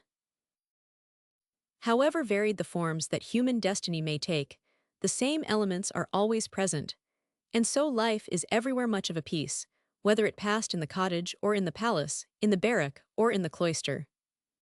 Alter the circumstance as much as you please. Point to strange adventures, successes, failures. Life is like a sweet shop, where there is a great variety of things, odd in shape and diverse in colorone, and all made from the same paste. And when men speak of someone's success, the lot of the man who has failed is not so very different as it seems. The inequalities in the world are like the combinations in a kaleidoscope. At every turn, a fresh picture strikes the eye, and yet, in reality, you see only the same bits of glass as you saw before. Section 48. An ancient writer says very truly that there are three great powers in the world: sagacity, strength, and luck. Greek. Sonidos, kratos, touchu. I think the last is the most efficacious. A man's life is like the voyage of a ship, where luxicunda aut adversa fortunox the part of the wind, and speeds the vessel on its way, or drives it far out of its course. All that the man can do for himself is of little avail, like the rudder, which, if worked hard and continuously, may help in the navigation of the ship, and yet all may be lost again by a sudden squall. But if the wind is only in the right quarter, the ship will sail on so as not to need any steering. The power of luck is nowhere better expressed than in a certain Spanish proverb, de ventura tu hijo, why echa lo en el mar, give your son luck and throw him into the sea. Still, chance, it may be said, is a malignant power, and as little as possible should be left to its agency. And yet, where is there any giver who, in dispensing gifts, tells us quite clearly that we have no right to them, and that we owe them not to any merit on our part, but wholly to the goodness and grace of the giver, at the same time allowing us to cherish the joyful hope of receiving, in all humility, further undeserved gifts from the same handsware? Is there any giver like that, unless it be chance, who understands the kingly art of showing the recipient that all merit is powerless and unavailing against the royal grace and favor? On looking back over the course of his life, that labyrinthine way of error, a man must see many points where luck failed him and misfortune came, and then it is easy to carry self-reproach to an unjust excess. For the course of a man's life is in no wise entirely of his own making. It is the product of two-factor series of things that happened, and his own resolves in regard to them, and these two are constantly interacting upon and modifying each other. And besides these, another influence is at work in the very limited extent of a man's horizon, whether it is that he cannot see very far ahead in respect of the plans he will adopt, or that he is still less able to predict the course of future events. His knowledge is strictly confined to present plans and present events. Hence, as long as a man's goal is far off, he cannot steer straight for it. He must be content to make a course that is approximately right, and in following the direction in which he thinks he ought to go, he will often have occasion to tack. All that a man can do is to form such resolves as from time to time accord with the circumstances in which he is placed, in the hope of thus managing to advance a step nearer towards the final goal. It is usually the case that the position in which we stand, and the object at which we aim, resemble two tendencies working with dissimilar strength in different directions, and the course of our life is represented by their diagonal or resultant force. Terence makes the remark that life is like a game at dice, where if the number that turns up is not precisely the one you want, you can still contrive to use it equally. In vita est hominum quasi cum ludas tesseris. Si illud quod maxim opus est jactu non cadit, illud quod cessidit forte, id art ut corrigas. Or to put the matter more shortly, life is a game of cards, when the cards are shuffled and dealt by fate. But for my present purpose, the most suitable simile would be that of a game of chess, where the plan we determine to follow is conditioned by the play of our rival, in life by the caprice of fate. We are compelled to modify our tactics, often to such an extent that, as we carry them out, hardly a single feature of the original plan can be recognized. Note: but above and beyond all this, there is another influence that makes itself felt in our lives. It is a trite saying only too frequently true that we are often more foolish than we think. On the other hand, we are often wiser than we fancy ourselves to be. This, however, is a discovery which only those can make, of whom it is really true, and it takes them a long time to make it. Our brains are not the wisest part of us. In the great moments of life, when a man decides upon an important step, his action is directed not so much by any clear knowledge of the right thing to do, as by an inner impulse. You may almost call it an instinct proceeding from the deepest foundations of his being. If later on, he attempts to criticize his action by the light of hard and fast ideas of what is right in the abstract, those unprofitable ideas which are learnt by rote, or, it may be, borrowed from other people. If he begins to apply general rules, the principles which have guided others, to his own case, without sufficiently weighing the maxim that one man's meat is another's poison, then he will run great risk of doing himself an injustice. The result will show where the right course lay. It is only when a man has reached the happy age of wisdom that he is capable of just judgment in regard either to his own actions or to those of others.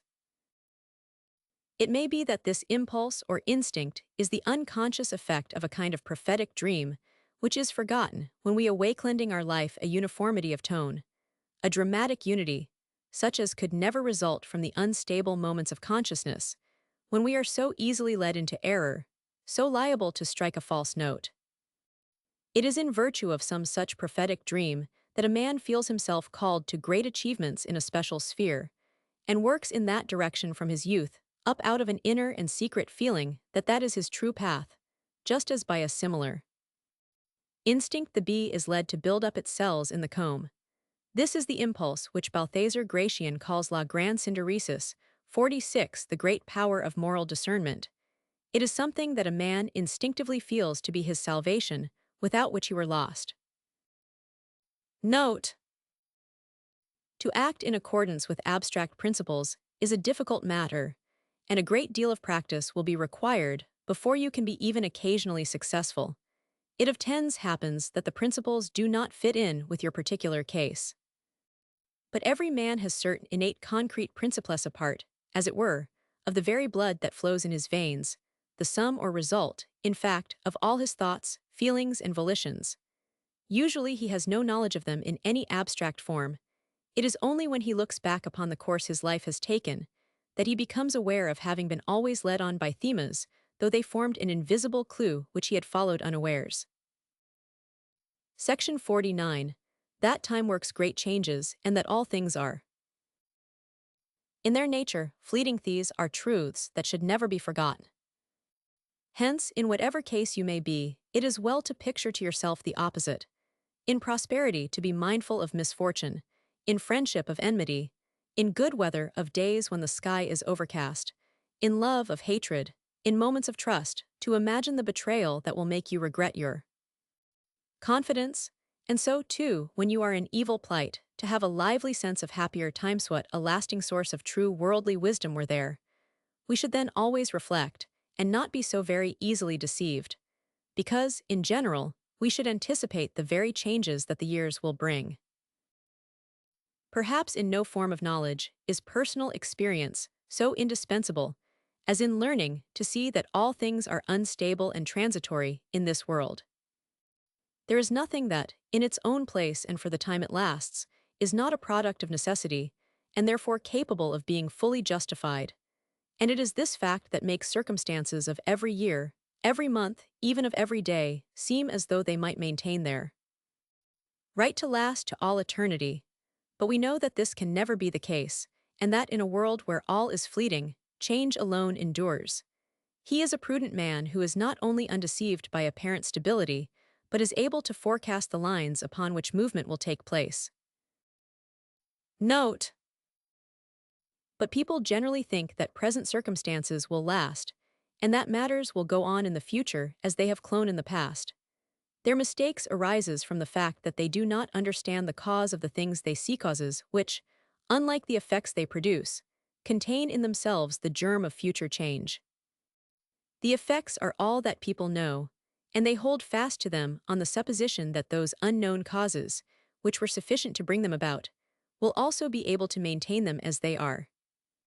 This is a very common error, and the fact that it is common is not without its advantage, for it means that people always err in unison, and hence the calamity which results from the error affects all alike and is therefore easy to bear.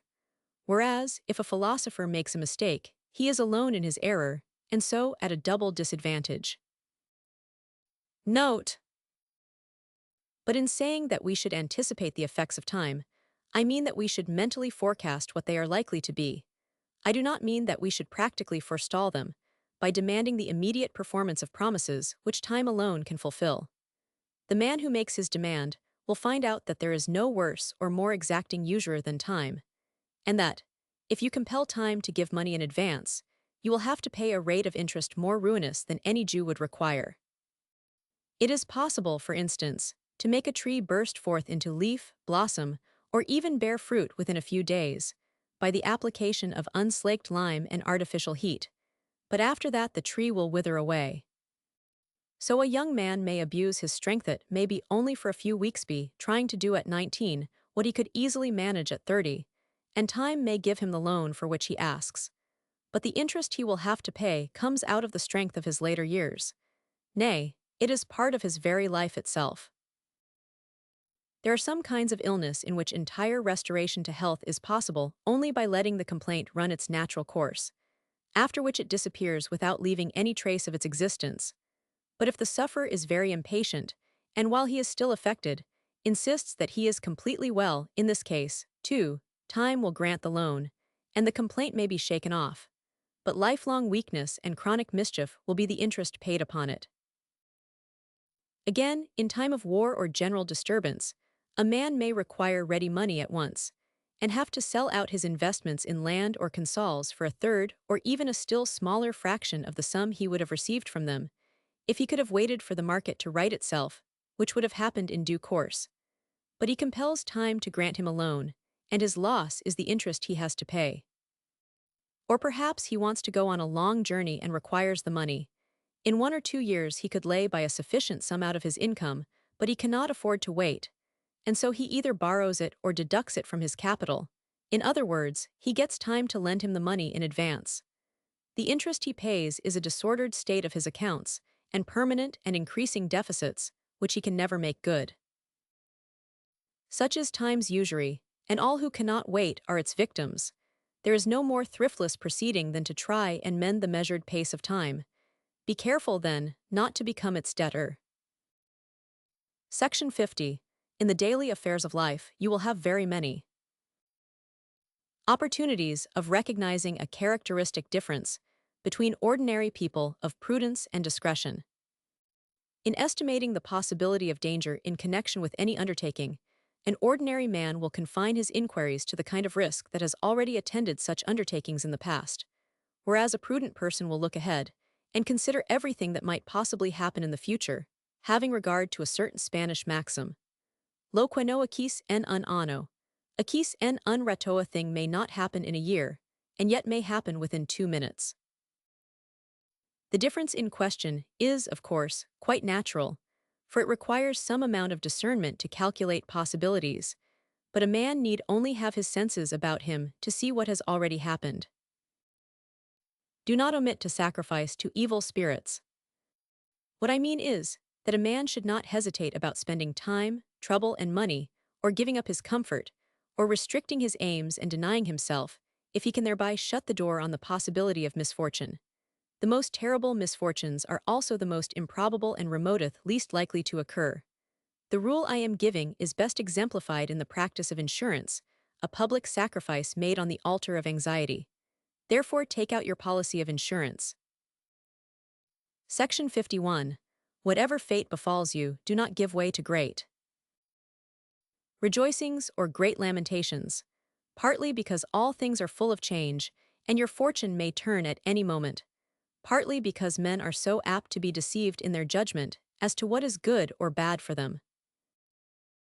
Almost everyone in his turn has lamented over something which afterwards turned out to be the very best thing for him that could have happened at, or rejoiced at an event which became the source of his greatest sufferings. The right state of mind has been finely portrayed by Shakespeare. I have felt so many quirks of joy and grief that the first face of neither, on the start, can woman me untaught. Note. And in general, it may be said that, if a man takes misfortunes quietly, it is because he knows that very many dreadful things may happen in the course of life, and so he looks upon the trouble of the moment as only a very small part of that which might come. This is the Stoic temper, never to be unmindful of the sad fate of humanita conditionis humano oblitus, but always to remember that our existence is full of woe and misery, and that the ills to which we are exposed are innumerable. Wherever he be, a man need only cast a look around, to revive the sense of human misery. There before his eyes he can see mankind struggling and floundering in torment, all for the sake of a wretched existence, barren and unprofitable. If he remembers this, a man will not expect very much from life, but learn to accommodate himself to a world where all is relative and no perfect state exists, always looking misfortune in the face, and if he cannot avoid it, meeting it with courage. It should never be forgotten that misfortune, be it great or small, is the element in which we live. But that is no reason why a man should indulge in fretful complaints, and like Beresford, 50 pull a long face over the miseries of human life, and not a single hour is free from them, or still less, call upon the deity at every phlebitine pulicis morsu diem invocare. Our aim should be to look well about us, to ward off misfortune by going to meet it, to attain such perfection and refinement in averting the disagreeable things of life, whether they come from our fellow men or from the physical world, that, like a clever fox, we may slip out of the way of every mishap, great or small, remembering that a mishap is generally only our own awkwardness in disguise. Note.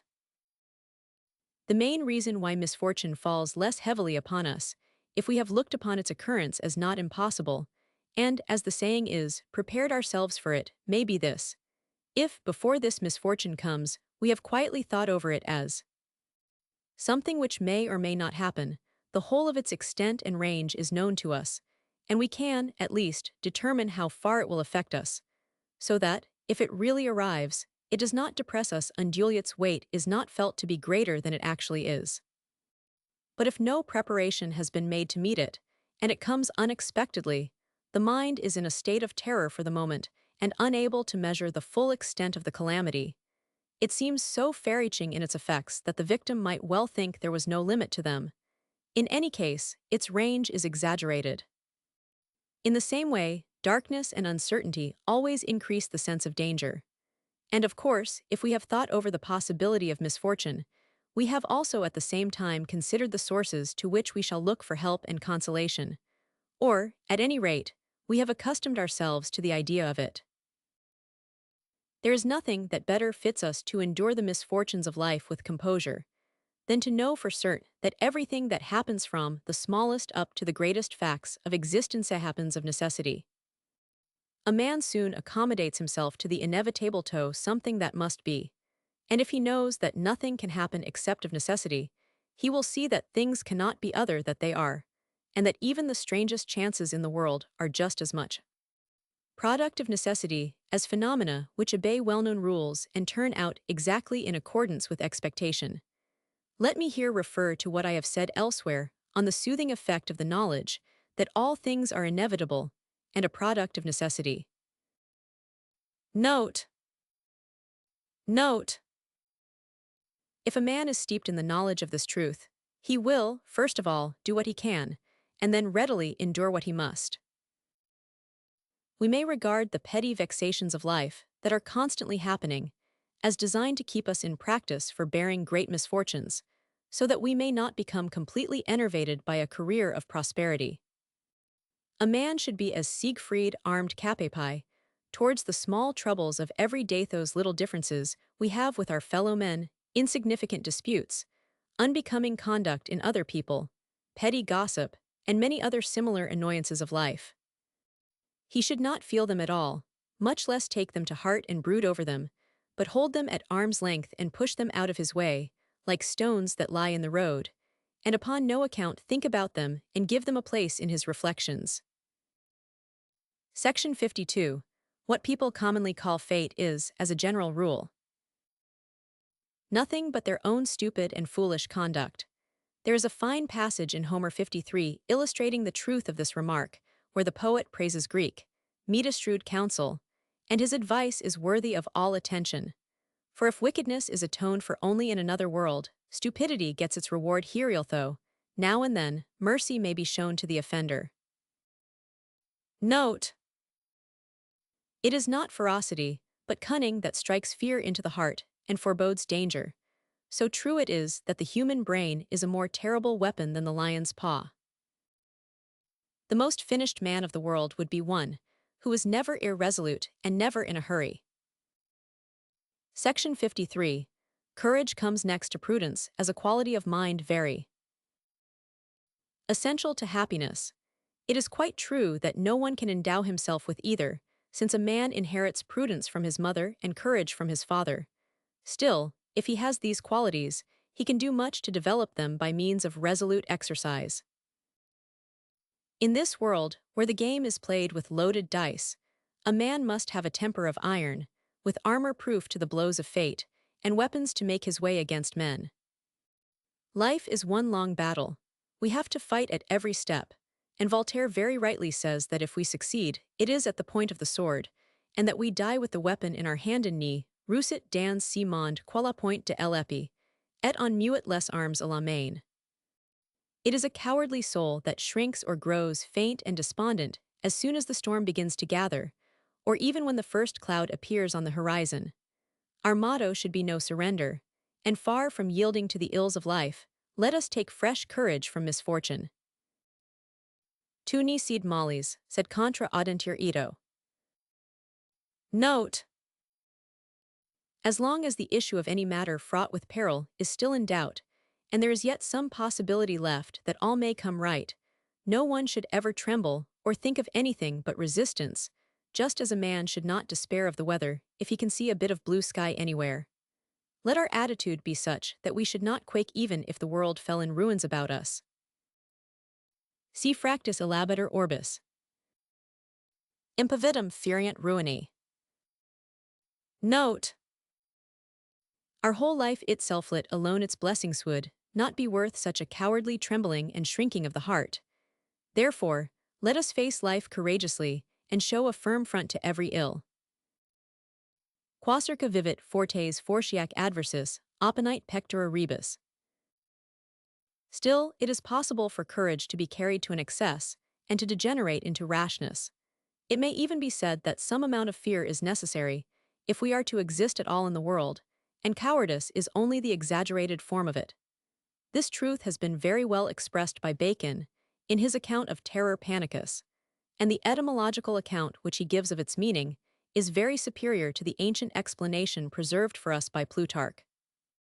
He connects the expression with Pan, the personification of nature, 57, and observes that fear is innate in every living thing, and in fact tends to its preservation, but that it is apt to come into play without due cause, and that man is especially exposed to it. The chief feature of this painy terror is that there is no clear notion of any definite danger bound up with it, that it presumes rather than knows that danger exists, and that, in case of need, it pleads fright itself as the reason for being afraid. Note: Chapter 5, The Ages of Life. There is a very fine saying of Voltaire's to the effect that every age of life has its own peculiar mental character, and that a man will feel completely unhappy if his mind is not in accordance with his years. Quiena pile esprit de son age. De son age atout lemelhur. It will, therefore, be a fitting close to our speculations upon the nature of happiness, if we glance at the chances which the various periods of life produce in us. Our whole life long it is the present, and the present alone that we actually possess. The only difference is that at the beginning of life we look forward to a long future, and that towards the end we look back upon a long past. Also that our temperament, but not our character, undergoes certain well-known changes, which make the present wear a different color at each period of life. I have elsewhere stated that in childhood we are more given to using our intellect than our will, and I have explained why this is so. It is just for this reason that the first quarter of life is so happy. As we look back upon it in after years, it seems a sort of lost paradise. In childhood our relations with others are limited, our wants are few in a word, there is little stimulus for the will, and so our chief concern is the extension of our knowledge. The intellect, like the brain, which attains its full size in the 7th year 59, is developed early, though it takes time to mature, and it explores the whole world of its surroundings in its constant search for nutriment. It is then that existence is in itself an ever-fresh delight, and all things sparkle with the charm of novelty. Note. Note. This is why the years of childhood are like a long poem. For the function of poetry, as of all art, is to grasp the idea in the Platonic sense. In other words, to apprehend a particular object in such a way as to perceive its essential nature, the characteristics it has in common with all other objects of the same kind, so that a single object appears as the representative of a class, and the results of one experience hold good for 1,000. It may be thought that my remarks are opposed to fact, and that the child is never occupied with anything beyond the individual objects or events which are presented to it from time to time, and then only in so far as they interest and excite its will for the moment. But this is not really the case. In those early years, life in the full meaning of the word is something so new and fresh, and its sensations are so keen and unblunted by repetition, that, in the midst of all its pursuits and without any clear consciousness of what it is doing, the child is always silently occupied in grasping. The nature of life itself, in arriving at its fundamental character and general outline by means of separate scenes and experiences, or, to use Spinoza's phraseology, the child is learning to see the things and persons about its subspecie aeternitatis as particular manifestations of universal law. The younger we are, then, the more does every individual object represent for us the whole class to which it belongs, but as the years increase, this becomes less and less the case. That is the reason why youthful impressions are so different from those of old age. And that is also why the slight knowledge and experience gained in childhood and youth afterwards come to stand as the permanent rubric, or heading, for all the knowledge acquired in later life, those early forms of knowledge passing into categories, as it were, under which the results of subsequent experience are classified, though a clear consciousness of what is being done does not always attend upon the process. In this way, the earliest years of a man's life lay the foundation of his view of the world, whether it be shallow or deep. And although this view may be extended and perfected later on, it is not materially altered. It is an effect of this purely objective and therefore poetical view of the world, essential to the period of childhood, and promoted by the as yet undeveloped state of the volitional energy that, as children, we are concerned much more with the acquisition of pure knowledge than with exercising the power of will, hence that grave, fixed look observable in so many children, of which Raphael makes such a happy use in his depiction of cherubs, especially in the picture of the Sistine Madonna. The years of childhood are thus rendered so full of bliss that the memory of them is always coupled with longing and regret. While we thus eagerly apply ourselves to learning the outward aspect of things, as the primitive method of understanding the objects about us, education aims at instilling into us ideas. But ideas furnish no information as to the real and essential nature of objects, which, as the foundation and true content of all knowledge, can be reached only by the process called intuition. This is a kind of knowledge which can in no wise be instilled into us from without. We must arrive at it by and for ourselves.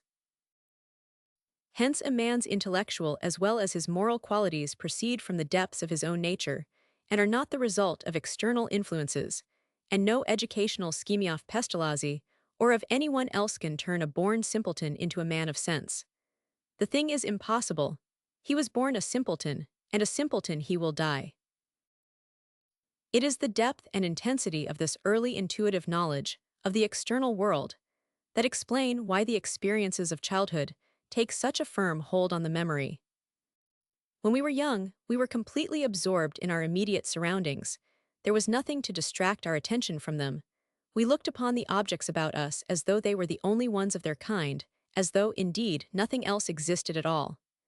Later on, when we come to find out how many things there are in the world, this primitive state of mind vanishes, and with it our patience. I have said elsewhere that the world, considered as object in other words, as it is presented to us objectively, wears in general a pleasing aspect, but that in the world, considered as subject, that is, in regard to its inner nature which is will, pain, and trouble predominate.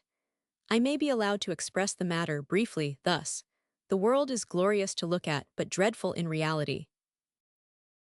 Note: accordingly, we find that, in the years of childhood, the world is much better known to us on its outer or objective side, namely, as the presentation of will, than on the side of its inner nature, namely, as the will itself.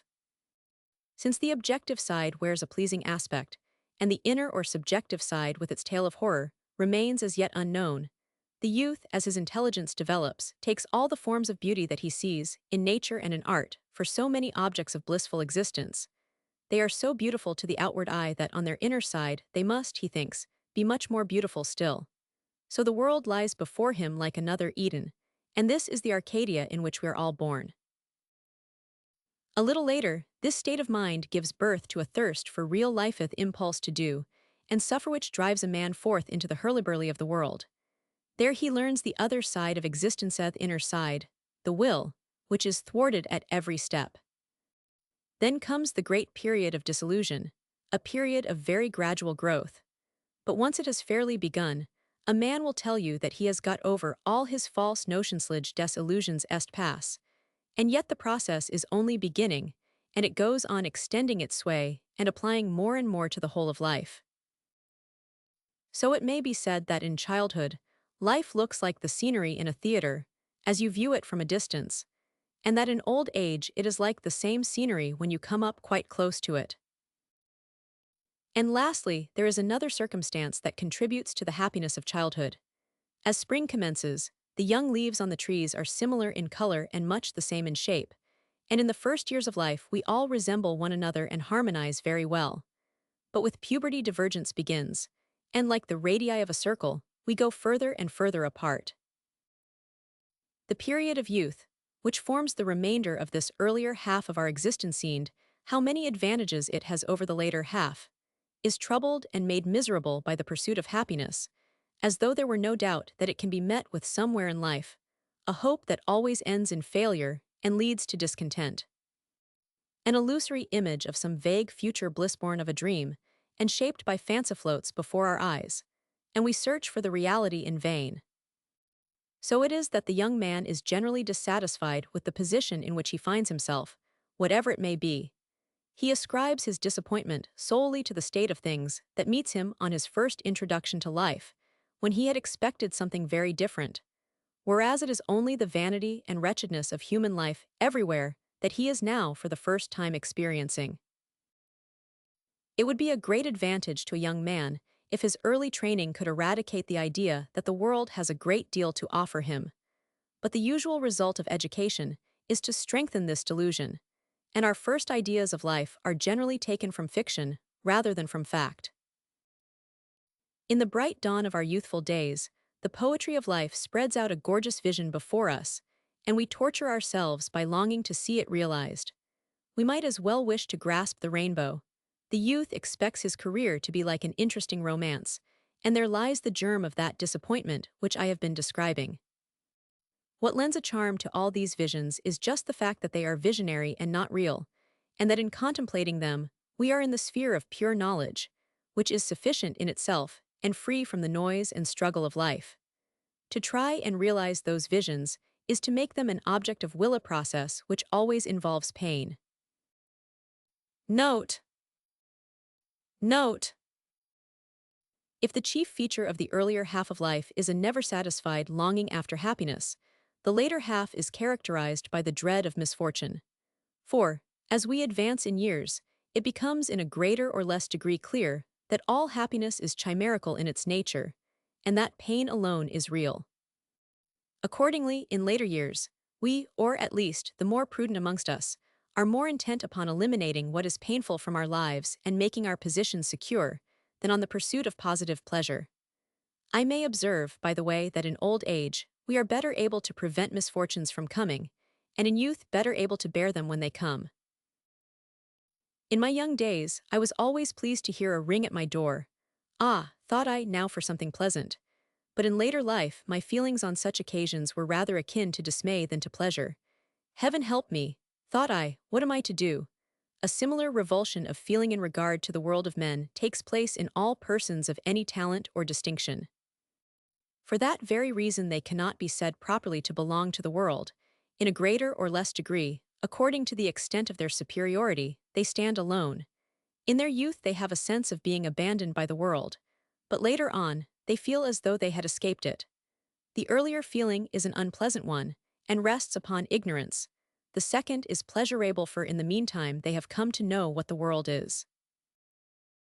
The consequence of this is that, as compared with the earlier, the later half of life, like the second part of a musical period, has less of passionate longing and more restfulness about it. And why is this the case? Simply because, in youth, a man fancies that there is a prodigious amount of happiness and pleasure to be had in the world, only that it is difficult to come by it. Whereas, when he becomes old, he knows that there is nothing of the kind. He makes his mind completely at ease on the matter, enjoys the present hour as well as he can, and even takes a pleasure in trifles. The chief result gained by experience of life is clearness of view. This is what distinguishes the man of mature age, and makes the world wear such a different aspect from that which it presented in his youth or boyhood. It is only then that he sees things quite plain, and takes them for that which they really are. While in earlier years he saw a phantom world, put together out of the whims and crotchets of his own mind, inherited prejudice and strange delusion. The real world was hidden from him, or the vision of it distorted. The first thing that experience finds to do is to free us from the phantoms of the brain, those false notions that have been put into us in youth. To prevent their entrance at all would, of course, be the best form of education, even though it were only negative in aim, but it would be a task full of difficulty. At first the child's horizon would have to be limited as much as possible, and yet within that limited sphere, none but clear and correct notions would have to be given. Only after the child had properly appreciated everything within it might the sphere be gradually enlarged, care being always taken that nothing was left obscure or half or wrongly understood. The consequence of this training would be that the child's notions of men and things would always be limited and simple in their character. But on the other hand, they would be clear and correct, and only need to be extended, not to be rectified. The same line might be pursued on into the period of youth. This method of education would lay special stress upon the prohibition of novel reading, and the place of novels would be taken by suitable biographical literature, life of Franklin, for instance, or Moritz Anton Reiser. Note: in our early days we fancy that the leading events in our life, and the persons who are going to play an important part in it, will make their entrance to the sound of drums and trumpets. But when, in old age, we look back, we find that they all came in quite quietly, slipped in, as it were, by the side door, almost unnoticed. From the point of view we have been taking up until now, life may be compared to a piece of embroidery, of which, during the first half of his time, a man gets a sight of the right side, and during the second half of the wrong. The wrong side is not so pretty as the right, but it is more instructive. It shows the way in which the threads have been worked together.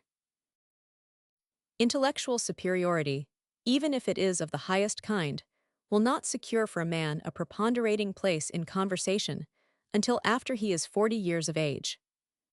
For age and experience, though they can never be a substitute for intellectual talent, may far outweigh it, and even in a person of the meanest capacity, they give a certain counterpoise to the power of an extremely intellectual man, so long as the latter is young.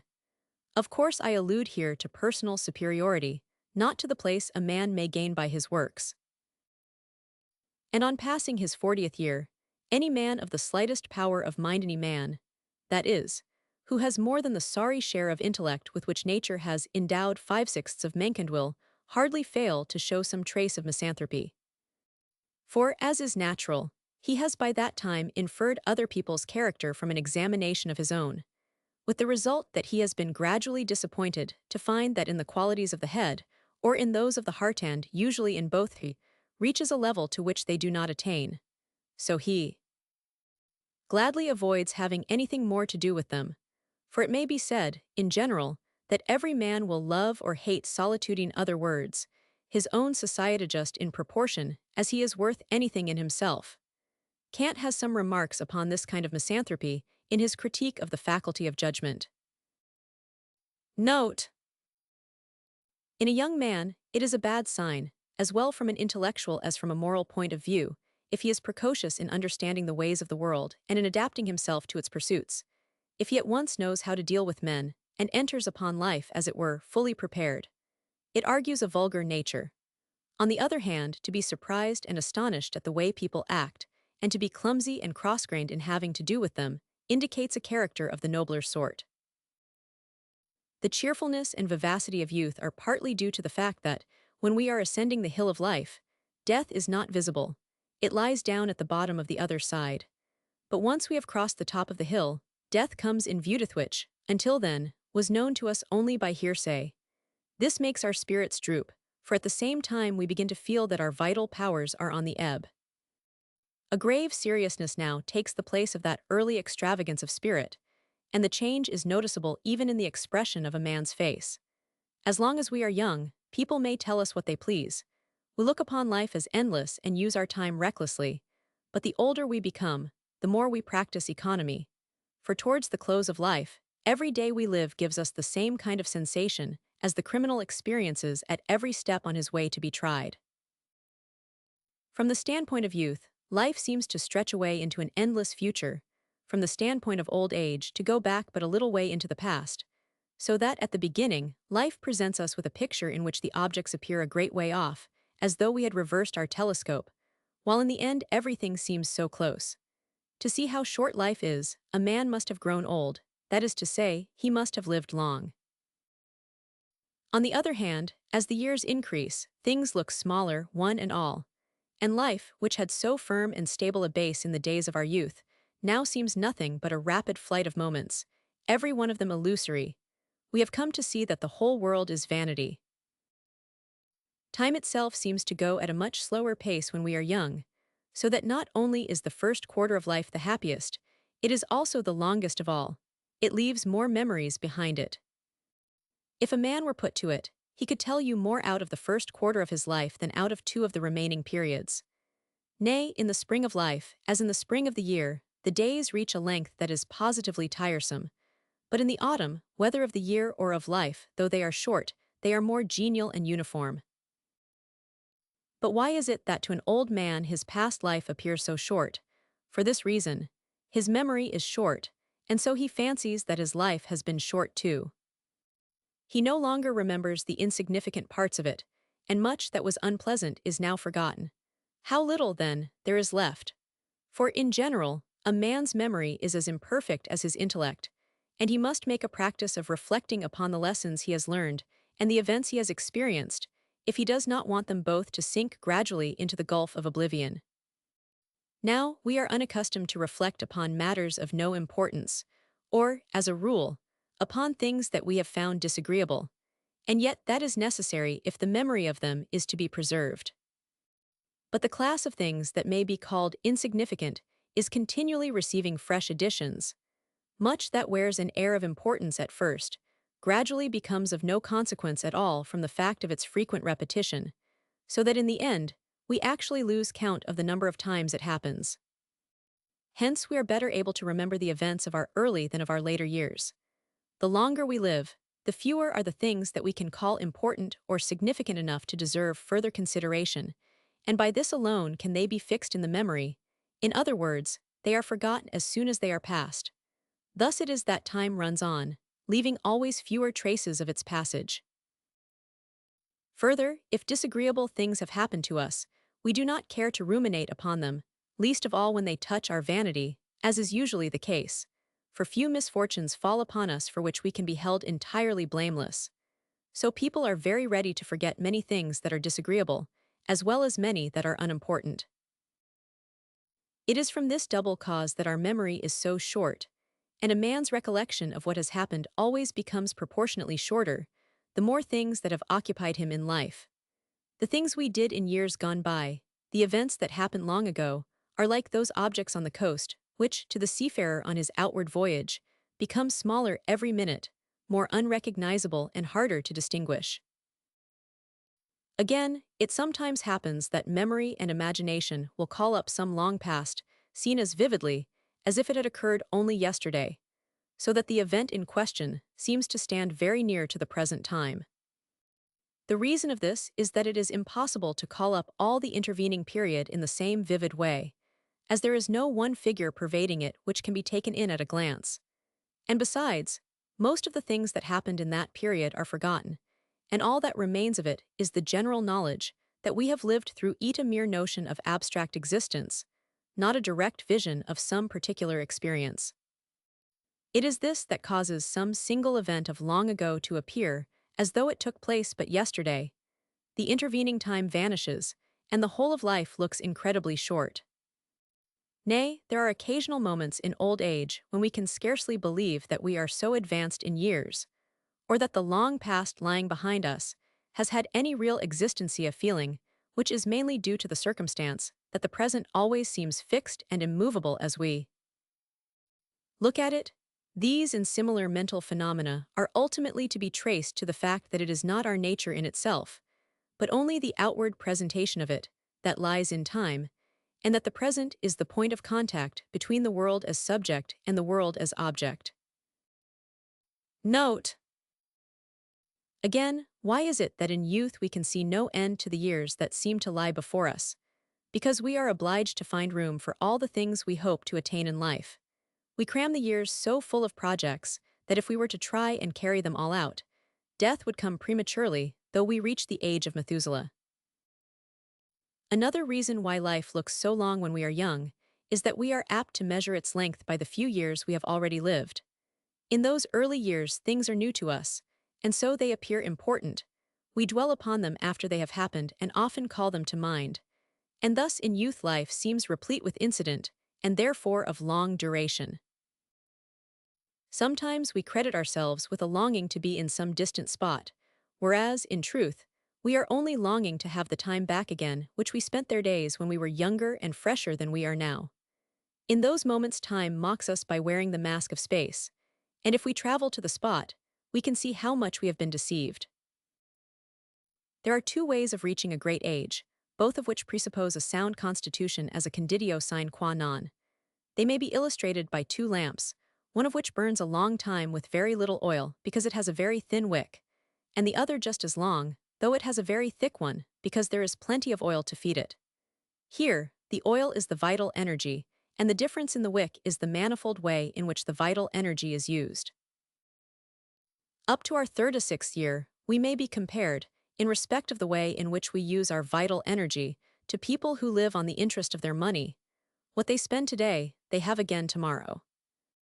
But from the age of 36 onwards, our position is like that of the investor who begins to entrench upon his capital. At first, he hardly notices any difference at all, as the greater part of his expenses is covered by the interest of his securities, and if the deficit is but slight, he pays no attention to it. But the deficit goes on increasing, until he awakes to the fact that it is becoming more serious every day. His position becomes less and less secure, and he feels himself growing poorer and poorer, while he has no expectation of this drain upon his resources coming to an end.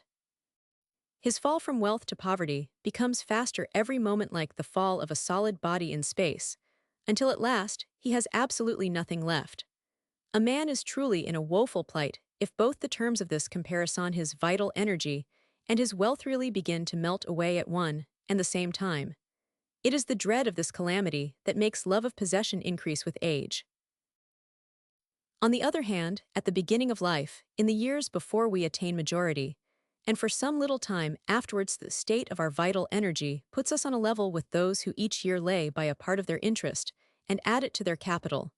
In other words, not only does their interest come in regularly, but the capital is constantly receiving additions. This happy condition of affairs is sometimes brought about with health, as with money under the watchful care of some honest guardian.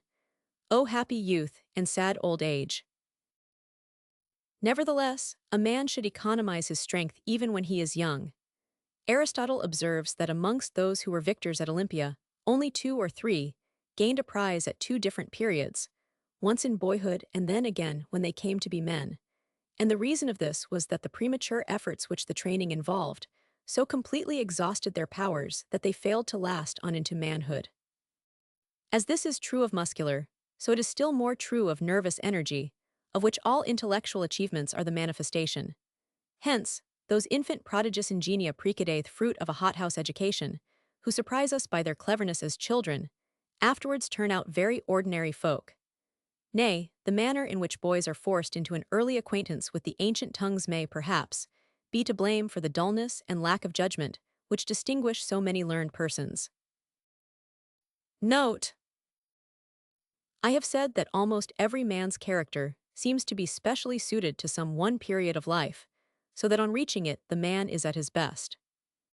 Some people are charming so long as they are young, and afterwards there is nothing attractive about them. Others are vigorous and active in manhood, and then lose all the value they possess as they advance in years. Many appear to best advantage in old age, when their character assumes a gentler tone, as becomes men who have seen the world and take life easily. This is often the case with the French. This peculiarity must be due to the fact that the man's character has something in it akin to the qualities of youth or manhood or old age, something which accords with one or another of these periods of life, or perhaps acts as a corrective to its special failings. The mariner observes the progress he makes only by the way in which objects on the coast fade away into the distance and apparently decrease in size. In the same way, a man becomes conscious that he is advancing in years when he finds that people older than himself begin to seem young to him. It has already been remarked that the older a man becomes, the fewer are the traces left in his mind by all that he sees, does, or experiences, and the cause of this has been explained. There is thus a sense in which it may be said that it is only in youth that a man lives with a full degree of consciousness, and that he is only half alive when he is old. As the years advance, his consciousness of what goes on about him dwindles, and the things of life hurry by without making any impression upon him, just as none is made by a work of art seen for the 1000th time. A man does what his hand finds to do, and afterwards he does not know whether he has done it or not. As life becomes more and more unconscious, the nearer it approaches the point at which all consciousness ceases, the course of time itself seems to increase in rapidity. In childhood, all the things and circumstances of life are novel, and that is sufficient to awake us to the full consciousness of existence. Hence, at that age, the day seems of such immense length. The same thing happens when we are traveling. 1 month seems longer then than 4 spent at home.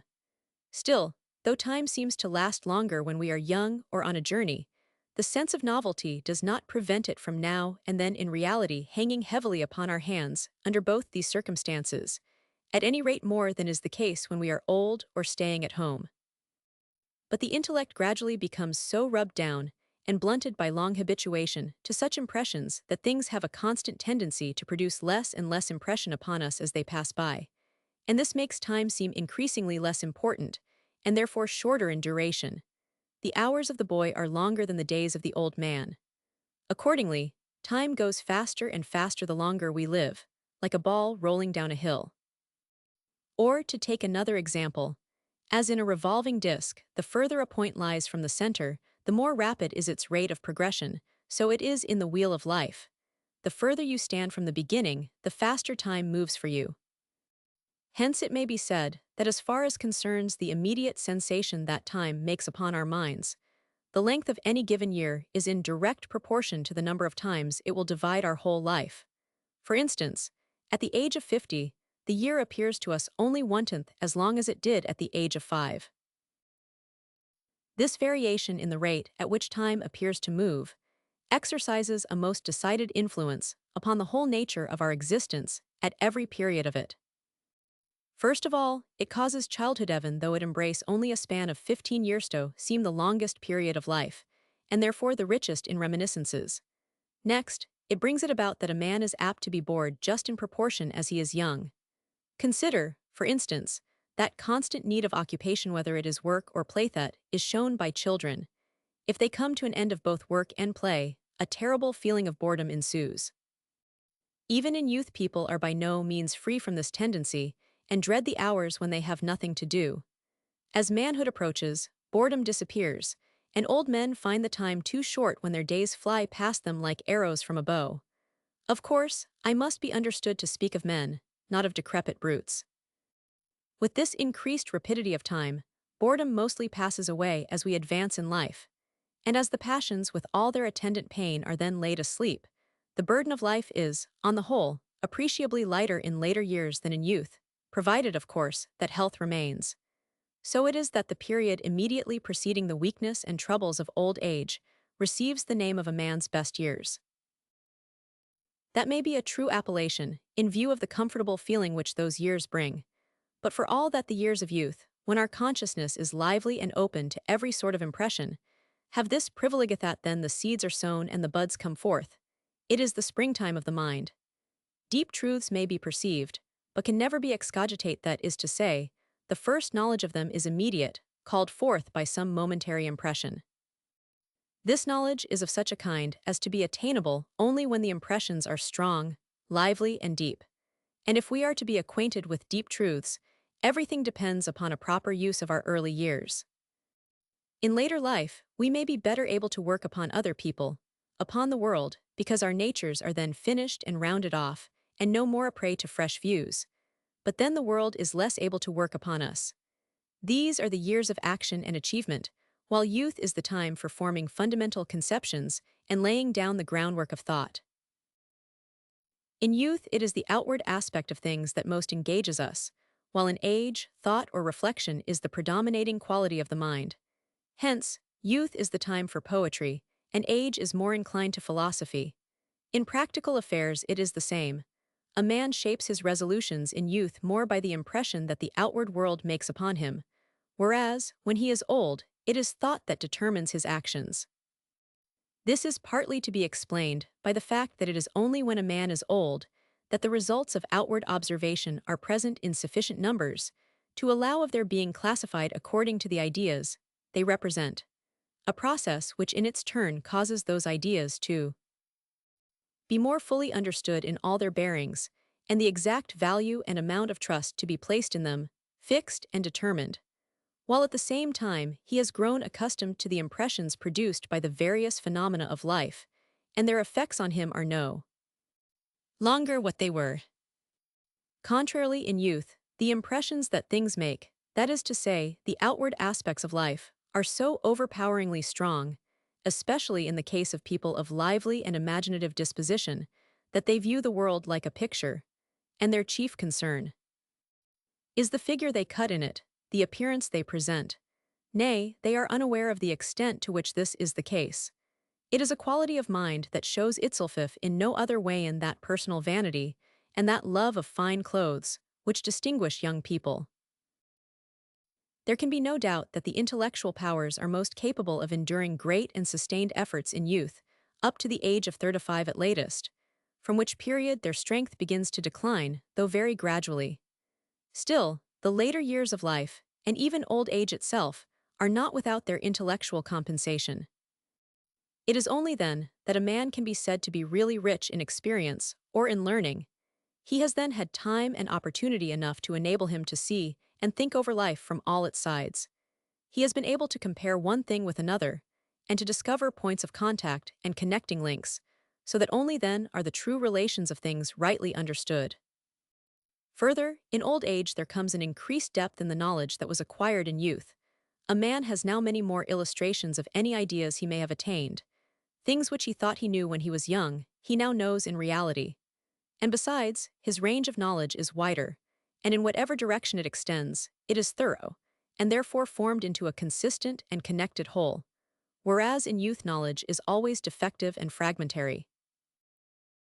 A complete and adequate notion of life can never be attained by anyone who does not reach old age, for it is only the old man who sees life whole and knows its natural course. It is only he who is acquainted, and this is most important, not only with its entrance, like the rest of mankind, but with its exit too, so that he alone has a full sense of its utter vanity, whilst the others never cease to labor under the false notion that everything will come right in the end. On the other hand, there is more conceptive power in youth, and at that time of life a man can make more out of the little that he knows. In age, judgment, penetration, and thoroughness predominate. Youth is the time for amassing the material for a knowledge of the world that shall be distinctive and peculiar, for an original view of life, in other words, the legacy that a man of genius leaves to his fellow men. It is, however, only in later years that he becomes master of his material. Accordingly, it will be found that, as a rule, a great writer gives his best work to the world when he is about 50 years of age. But though the tree of knowledge must reach its full height before it can bear fruit, the roots of it lie in youth. Every generation, no matter how paltry its character, thinks itself much wiser than the one immediately preceding it, let alone those that are more remote. It is just the same with the different periods in a man's life. And yet often, in the one case no less than in the other, it is a mistaken opinion. In the years of physical growth, when our powers of mind and our stores of knowledge are receiving daily additions, it becomes a habit for today to look down with contempt upon yesterday. The habit strikes root, and remains even after the intellectual powers have begun to decline, when today should rather look up with respect to yesterday. So it is that we often unduly depreciate the achievements as well as the judgments of our youth. This seems the place for making the general observation that, although in its main qualities a man's intellect or head, as well as his character or heart, is innate, yet the former is by no means so unalterable in its nature as the latter.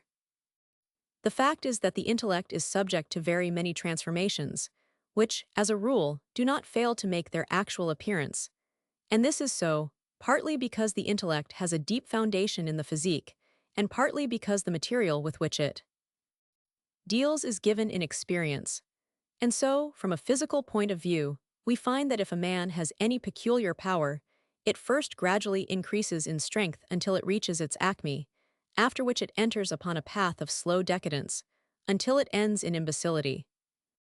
But on the other hand, we must not lose sight of the fact that the material which gives employment to a man's powers, and keeps them in activity, the subject matter of thought and knowledge, experience, intellectual attainments, the practice of seeing to the bottom of things, and so a perfect mental vision, form in themselves a mass which continues to increase in size, until the time comes when weakness shows itself, and the man's powers suddenly fail. The way in which these two distinguishable elements combine in the same nature, the one absolutely unalterable, and the other subject to change in two directions, opposed to each other, explains the variety of mental attitude and the dissimilarity of value which attach to a man at different periods of life. The same truth may be more broadly expressed by saying that the first 40 years of life furnish the text, while the remaining 30 supply the commentary, and that without the commentary we are unable to understand aright the true sense and coherence of the text, together with the moral it contains, and all the subtle application of which it admits. Towards the close of life, much the same thing happens as at the end of a bal masque when masks are taken off. Then you can see who the people really are, with whom you have come into contact in your passage through the world. For by the end of life characters have come out in their true light, actions have borne fruit, achievements have been rightly appreciated, and all shams have fallen to pieces. For this, time was in every case requisite.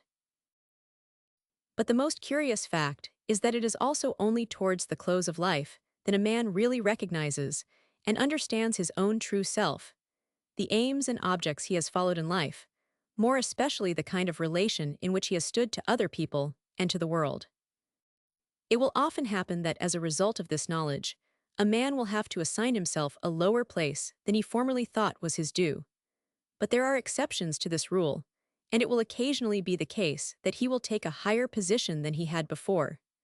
This will be owing to the fact that he had no adequate notion of the baseness of the world, and that he set up a higher aim for himself than was followed by the rest of mankind. The progress of life shows a man the stuff of which he is made. It is customary to call youth the happy, and age the sad part of life. This would be true if it were the passions that made a man happy. Youth is swayed to and fro by them, and they give a great deal of pain and little pleasure. In age the passions cool and leave a man at rest, and then forthwith his mind takes a contemplative tone. The intellect is set free and attains the upper hand. And since, in itself, intellect is beyond the range of pain, and man feels happy just in so far as his intellect is the predominating part of him. It need only be remembered that all pleasure is negative, and that pain is positive in its nature, in order to see that the passions can never be a source of happiness, and that age is not the less to be envied on the ground that many pleasures are denied it. For every sort of pleasure is never anything more than the quietive of some need or longing, and that pleasure should come to an end as soon as the need ceases, is no more a subject of complaint than that a man cannot go on eating after he has had his dinner, or fall asleep again after a good night's rest. So far from youth being the happiest period of life, there is much more truth in the remark made by Plato, at the beginning of the Republic, that the prize should rather be given to old age, because then at last a man is freed from the animal passion, which has hitherto never ceased to disquiet him. Nay, it may even be said that the countless and manifold humors which have their source in this passion, and the emotions that spring from it, produce a mild state of madness. And this lasts as long as the man is subject to the spell of the impulse this evil spirit, as it were, of which there is no written so that he never really becomes a reasonable being until the passion is extinguished. There is no doubt that, in general, and apart from individual circumstances and particular dispositions, youth is marked by a certain melancholy and sadness, while genial sentiments attach to old age, and the reason for this is nothing but the fact that the young man is still under the service, nay, the forced labor imposed by that evil spirit, which scarcely ever leaves him a moment to himself. To this source may be traced, directly or indirectly, almost all and every ill that befalls or menaces mankind. The old man is genial and cheerful because, after long lying in the bonds of passion, he can now move about in freedom. Still, it should not be forgotten that, when this passion is extinguished, the true kernel of life is gone, and nothing remains but the hollow shell. Or, from another point of view, life then becomes like a comedy, which, begun by real actors, is continued and brought to an end by automata dressed in their clothes. However that may be, youth is the period of unrest, and age of repose, and from that very circumstance, the relative degree of pleasure belonging to each may be inferred. The child stretches out its little hands in the eager desire to seize all the pretty things that meet its sight, charmed by the world, because all its senses are still so young and fresh. Much the same thing happens with the youth, and he displays greater energy in his quest. He, too, is charmed by all the pretty things and the many pleasing shapes that surround him, and forthwith his imagination conjures up pleasures which the world can never realize. So he is filled with an ardent desire, for he knows not what delights robbing him of all rest, and making happiness impossible. But when old age is reached, all this is over and done with, partly because the blood runs cooler, and the senses are no longer so easily allured, partly because experience has shown the true value of things and the futility of pleasure, whereby illusion has been gradually dispelled, and the strange fancies and prejudices which previously concealed or distorted a free and true view of the world, have been dissipated and put to flight, with the result that a man can now get a juster and clearer view, and see things as they are, and also in a measure attain more or less insight into the nullity of all things on this earth. It is this that gives almost every old man, no matter how ordinary his faculties may be, a certain tincture of wisdom, which distinguishes him from the young. But the chief result of all this change is the peace of mind that ensues a great element in happiness, and in fact, the condition and essence of it. While the young man fancies that there is a vast amount of good things in the world, if he could only come at them, the old man is steeped in the truth of the preacher's words, that all things are vanity, knowing that, however gilded the shell, the nut is hollow. In these later years, and not before, a man comes to a true appreciation of Horace's maxim, nil admirari. He is directly and sincerely convinced of the vanity of everything, and that all the glories of the world are as nothing. His illusions are gone.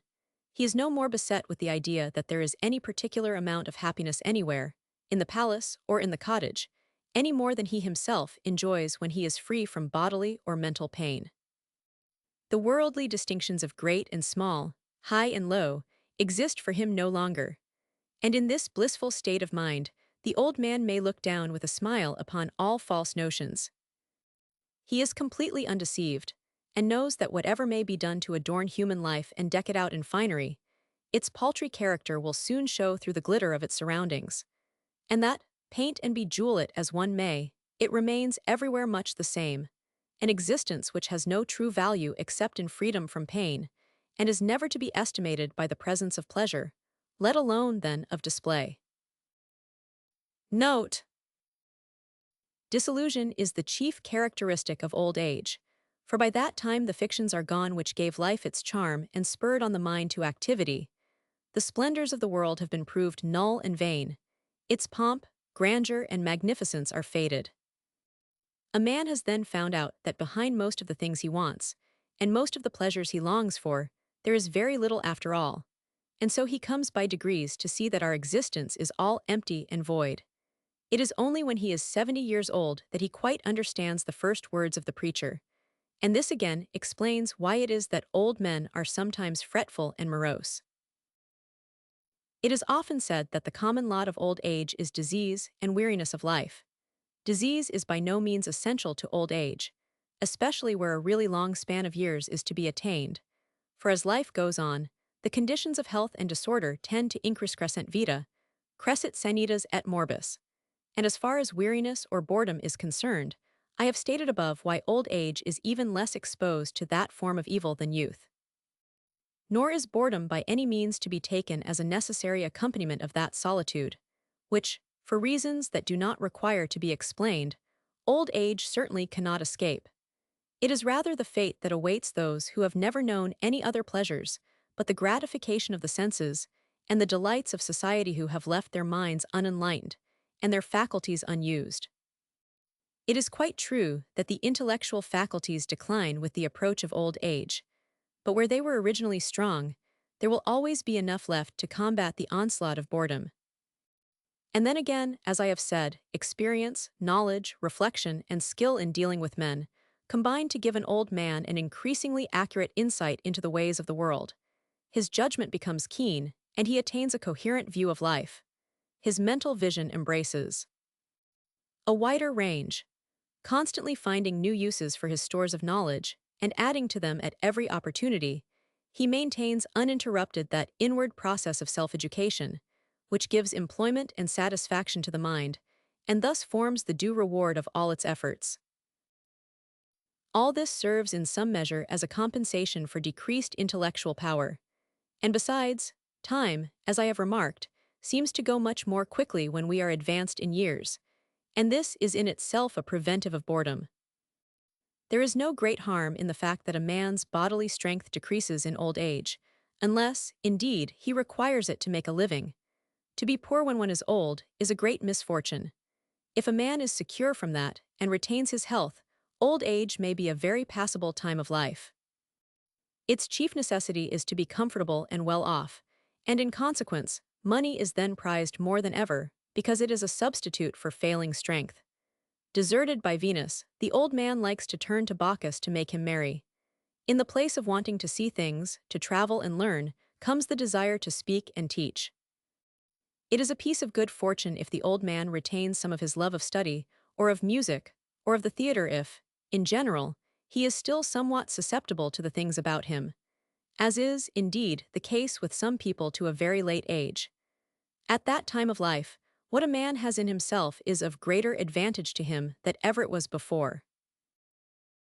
There can be no doubt that most people who have never been anything but dull and stupid become more and more of automata as they grow old. They have always thought, said, and done the same things as their neighbors, and nothing that happens now can change their disposition or make them act otherwise. To talk to old people of this kind is like writing on the sand. If you produce any impression at all, it is gone almost immediately. Old age is here nothing but the caput mortuum of life. All that is essential to manhood is gone. There are cases in which nature supplies a third set of teeth in old age, thereby apparently demonstrating the fact that that period of life is a second childhood. It is certainly a very melancholy thing that all a man's faculties tend to waste away as he grows old, and at a rate that increases in rapidity. But still, this is a necessary, nay, a beneficial arrangement, as otherwise death, for which it is a preparation, would be too hard to bear. So the greatest boon that follows the attainment of extreme old age is euthanasia, an easy death, not ushered in by disease, and free from all pain and struggle. For let a man live as long as he may, he is never conscious of any moment but the present, one and indivisible. And in those late years, the mind loses more every day by sheer forgetfulness than ever it gains anew. Note: the main difference between youth and age will always be that youth looks forward to life, and old age to death, and that while the one has a short past and a long future before it, the case is just the opposite with the other. It is quite true that when a man is old, to die is the only thing that awaits him, while if he is young, he may expect to live. And the question arises which of the two fates is the more hazardous, and if life is not a matter which, on the whole, it is better to have behind one than before. Does not the preacher say, "The day of death is better than the day of one's birth"? It is certainly a rash thing to wish for long life. 68 For as the Spanish proverb has it, it means to see much evil, quin larga vida vive mucho mal vidi. Note: 68 Return. The life of man cannot, strictly speaking, be called either long or short, since it is the ultimate standard by which duration of time in regard to all other things is measured. In one of the Vedic Upanishads, Upnikat 2, the natural length of human life is put down at 100 years, and I believe this to be right. I have observed, as a matter of fact, that it is only people who exceed the age of 90 who attain euthanasia, who die, that is to say, of no disease, apoplexy, or convulsion, and pass away without agony of any sort, nay, who sometimes even show no pallor but expire generally in a sitting attitude, and often after a meal, or I may say, simply cease to live rather than die. To come to one's end before the age of 90 means to die of disease, in other words, prematurely. Now the Old Testament Psalms 90 puts the limit of human life at 70, and if it is very long, at 80 years, and what is more noticeable still, Herodotus 1 and 3 says the same thing. But this is wrong, and the error is due simply to a rough and superficial estimate of the results of daily experience. For if the natural length of life were from 70 to 80 years, people would die about that time of mere old age. Now this is certainly not the case. If they die then, they die, like younger people, of disease, and disease is something abnormal. Therefore it is not natural to die at that age. It is only when they are between 90 and 100 that people die of old age. Die, I mean, without suffering from any disease, or showing any special signs of their condition, such as a struggle, death rattle, convulsion, pallor, the absence of all which constitutes euthanasia. The natural length of human life is 100 years, and in assigning that limit the Upanishads are right once more. A man's individual career is not, as astrology wishes to make out, to be predicted from observation of the planets, but the course of human life in general, as far as the various periods of it are concerned, may be likened to the succession of the planets, so that we may be said to pass under the influence of each one of them in turn. At 10, Mercury is in the ascendant, and at that age, a youth like this planet is characterized by extreme mobility within a narrow sphere, where trifles have a great effect upon him, but under the guidance of so crafty and eloquent a god, he easily makes great progress. Venus begins her sway during his 20th year, and then a man is wholly given up to the love of women. At 30, Mars comes to the front, and he is now all energy and strength, daring, pugnacious, and arrogant. When a man reaches the age of 40, he is under the rule of the 4 asteroids. That is to say, his life has gained something in extension. He is frugal, in other words, by the help of Ceres, he favors what is useful. He has his own hearth, by the influence of Vesta. Pallas has taught him that which is necessary for him to know, and his wife hies Juno rules as the mistress of his house. But at the age of 50, Jupiter is the dominant influence. At that period, a man has outlived most of his contemporaries, and he can feel himself superior to the generation about him. He is still in the full enjoyment of his strength, and rich in experience and knowledge, and if he has any power and position of his own, he is endowed with authority over all who stand in his immediate surroundings. He is no more inclined to receive orders from others. He wants to take command himself. The work most suitable to him now is to guide and rule within his own sphere. This is the point where Jupiter culminates, and where the man of 50 years is at his best. Then comes Saturn, at about the age of 60, a weight as of lead, dull and slow. But old folks, many feign as they were dead. Unwieldy, slow, heavy and pale as lead. Last of all, Uranus, or as the saying is, a man goes to heaven. I cannot find a place for Neptune, as this planet has been very thoughtlessly named, because I may not call it as it should be called Eros. Otherwise I should point out how beginning and end meet together, and how closely and intimately Eros is connected with death, how Orcus, or Amends, as the Egyptians called him, is not only the receiver but the giver of all things Greek, lambenon kai didis.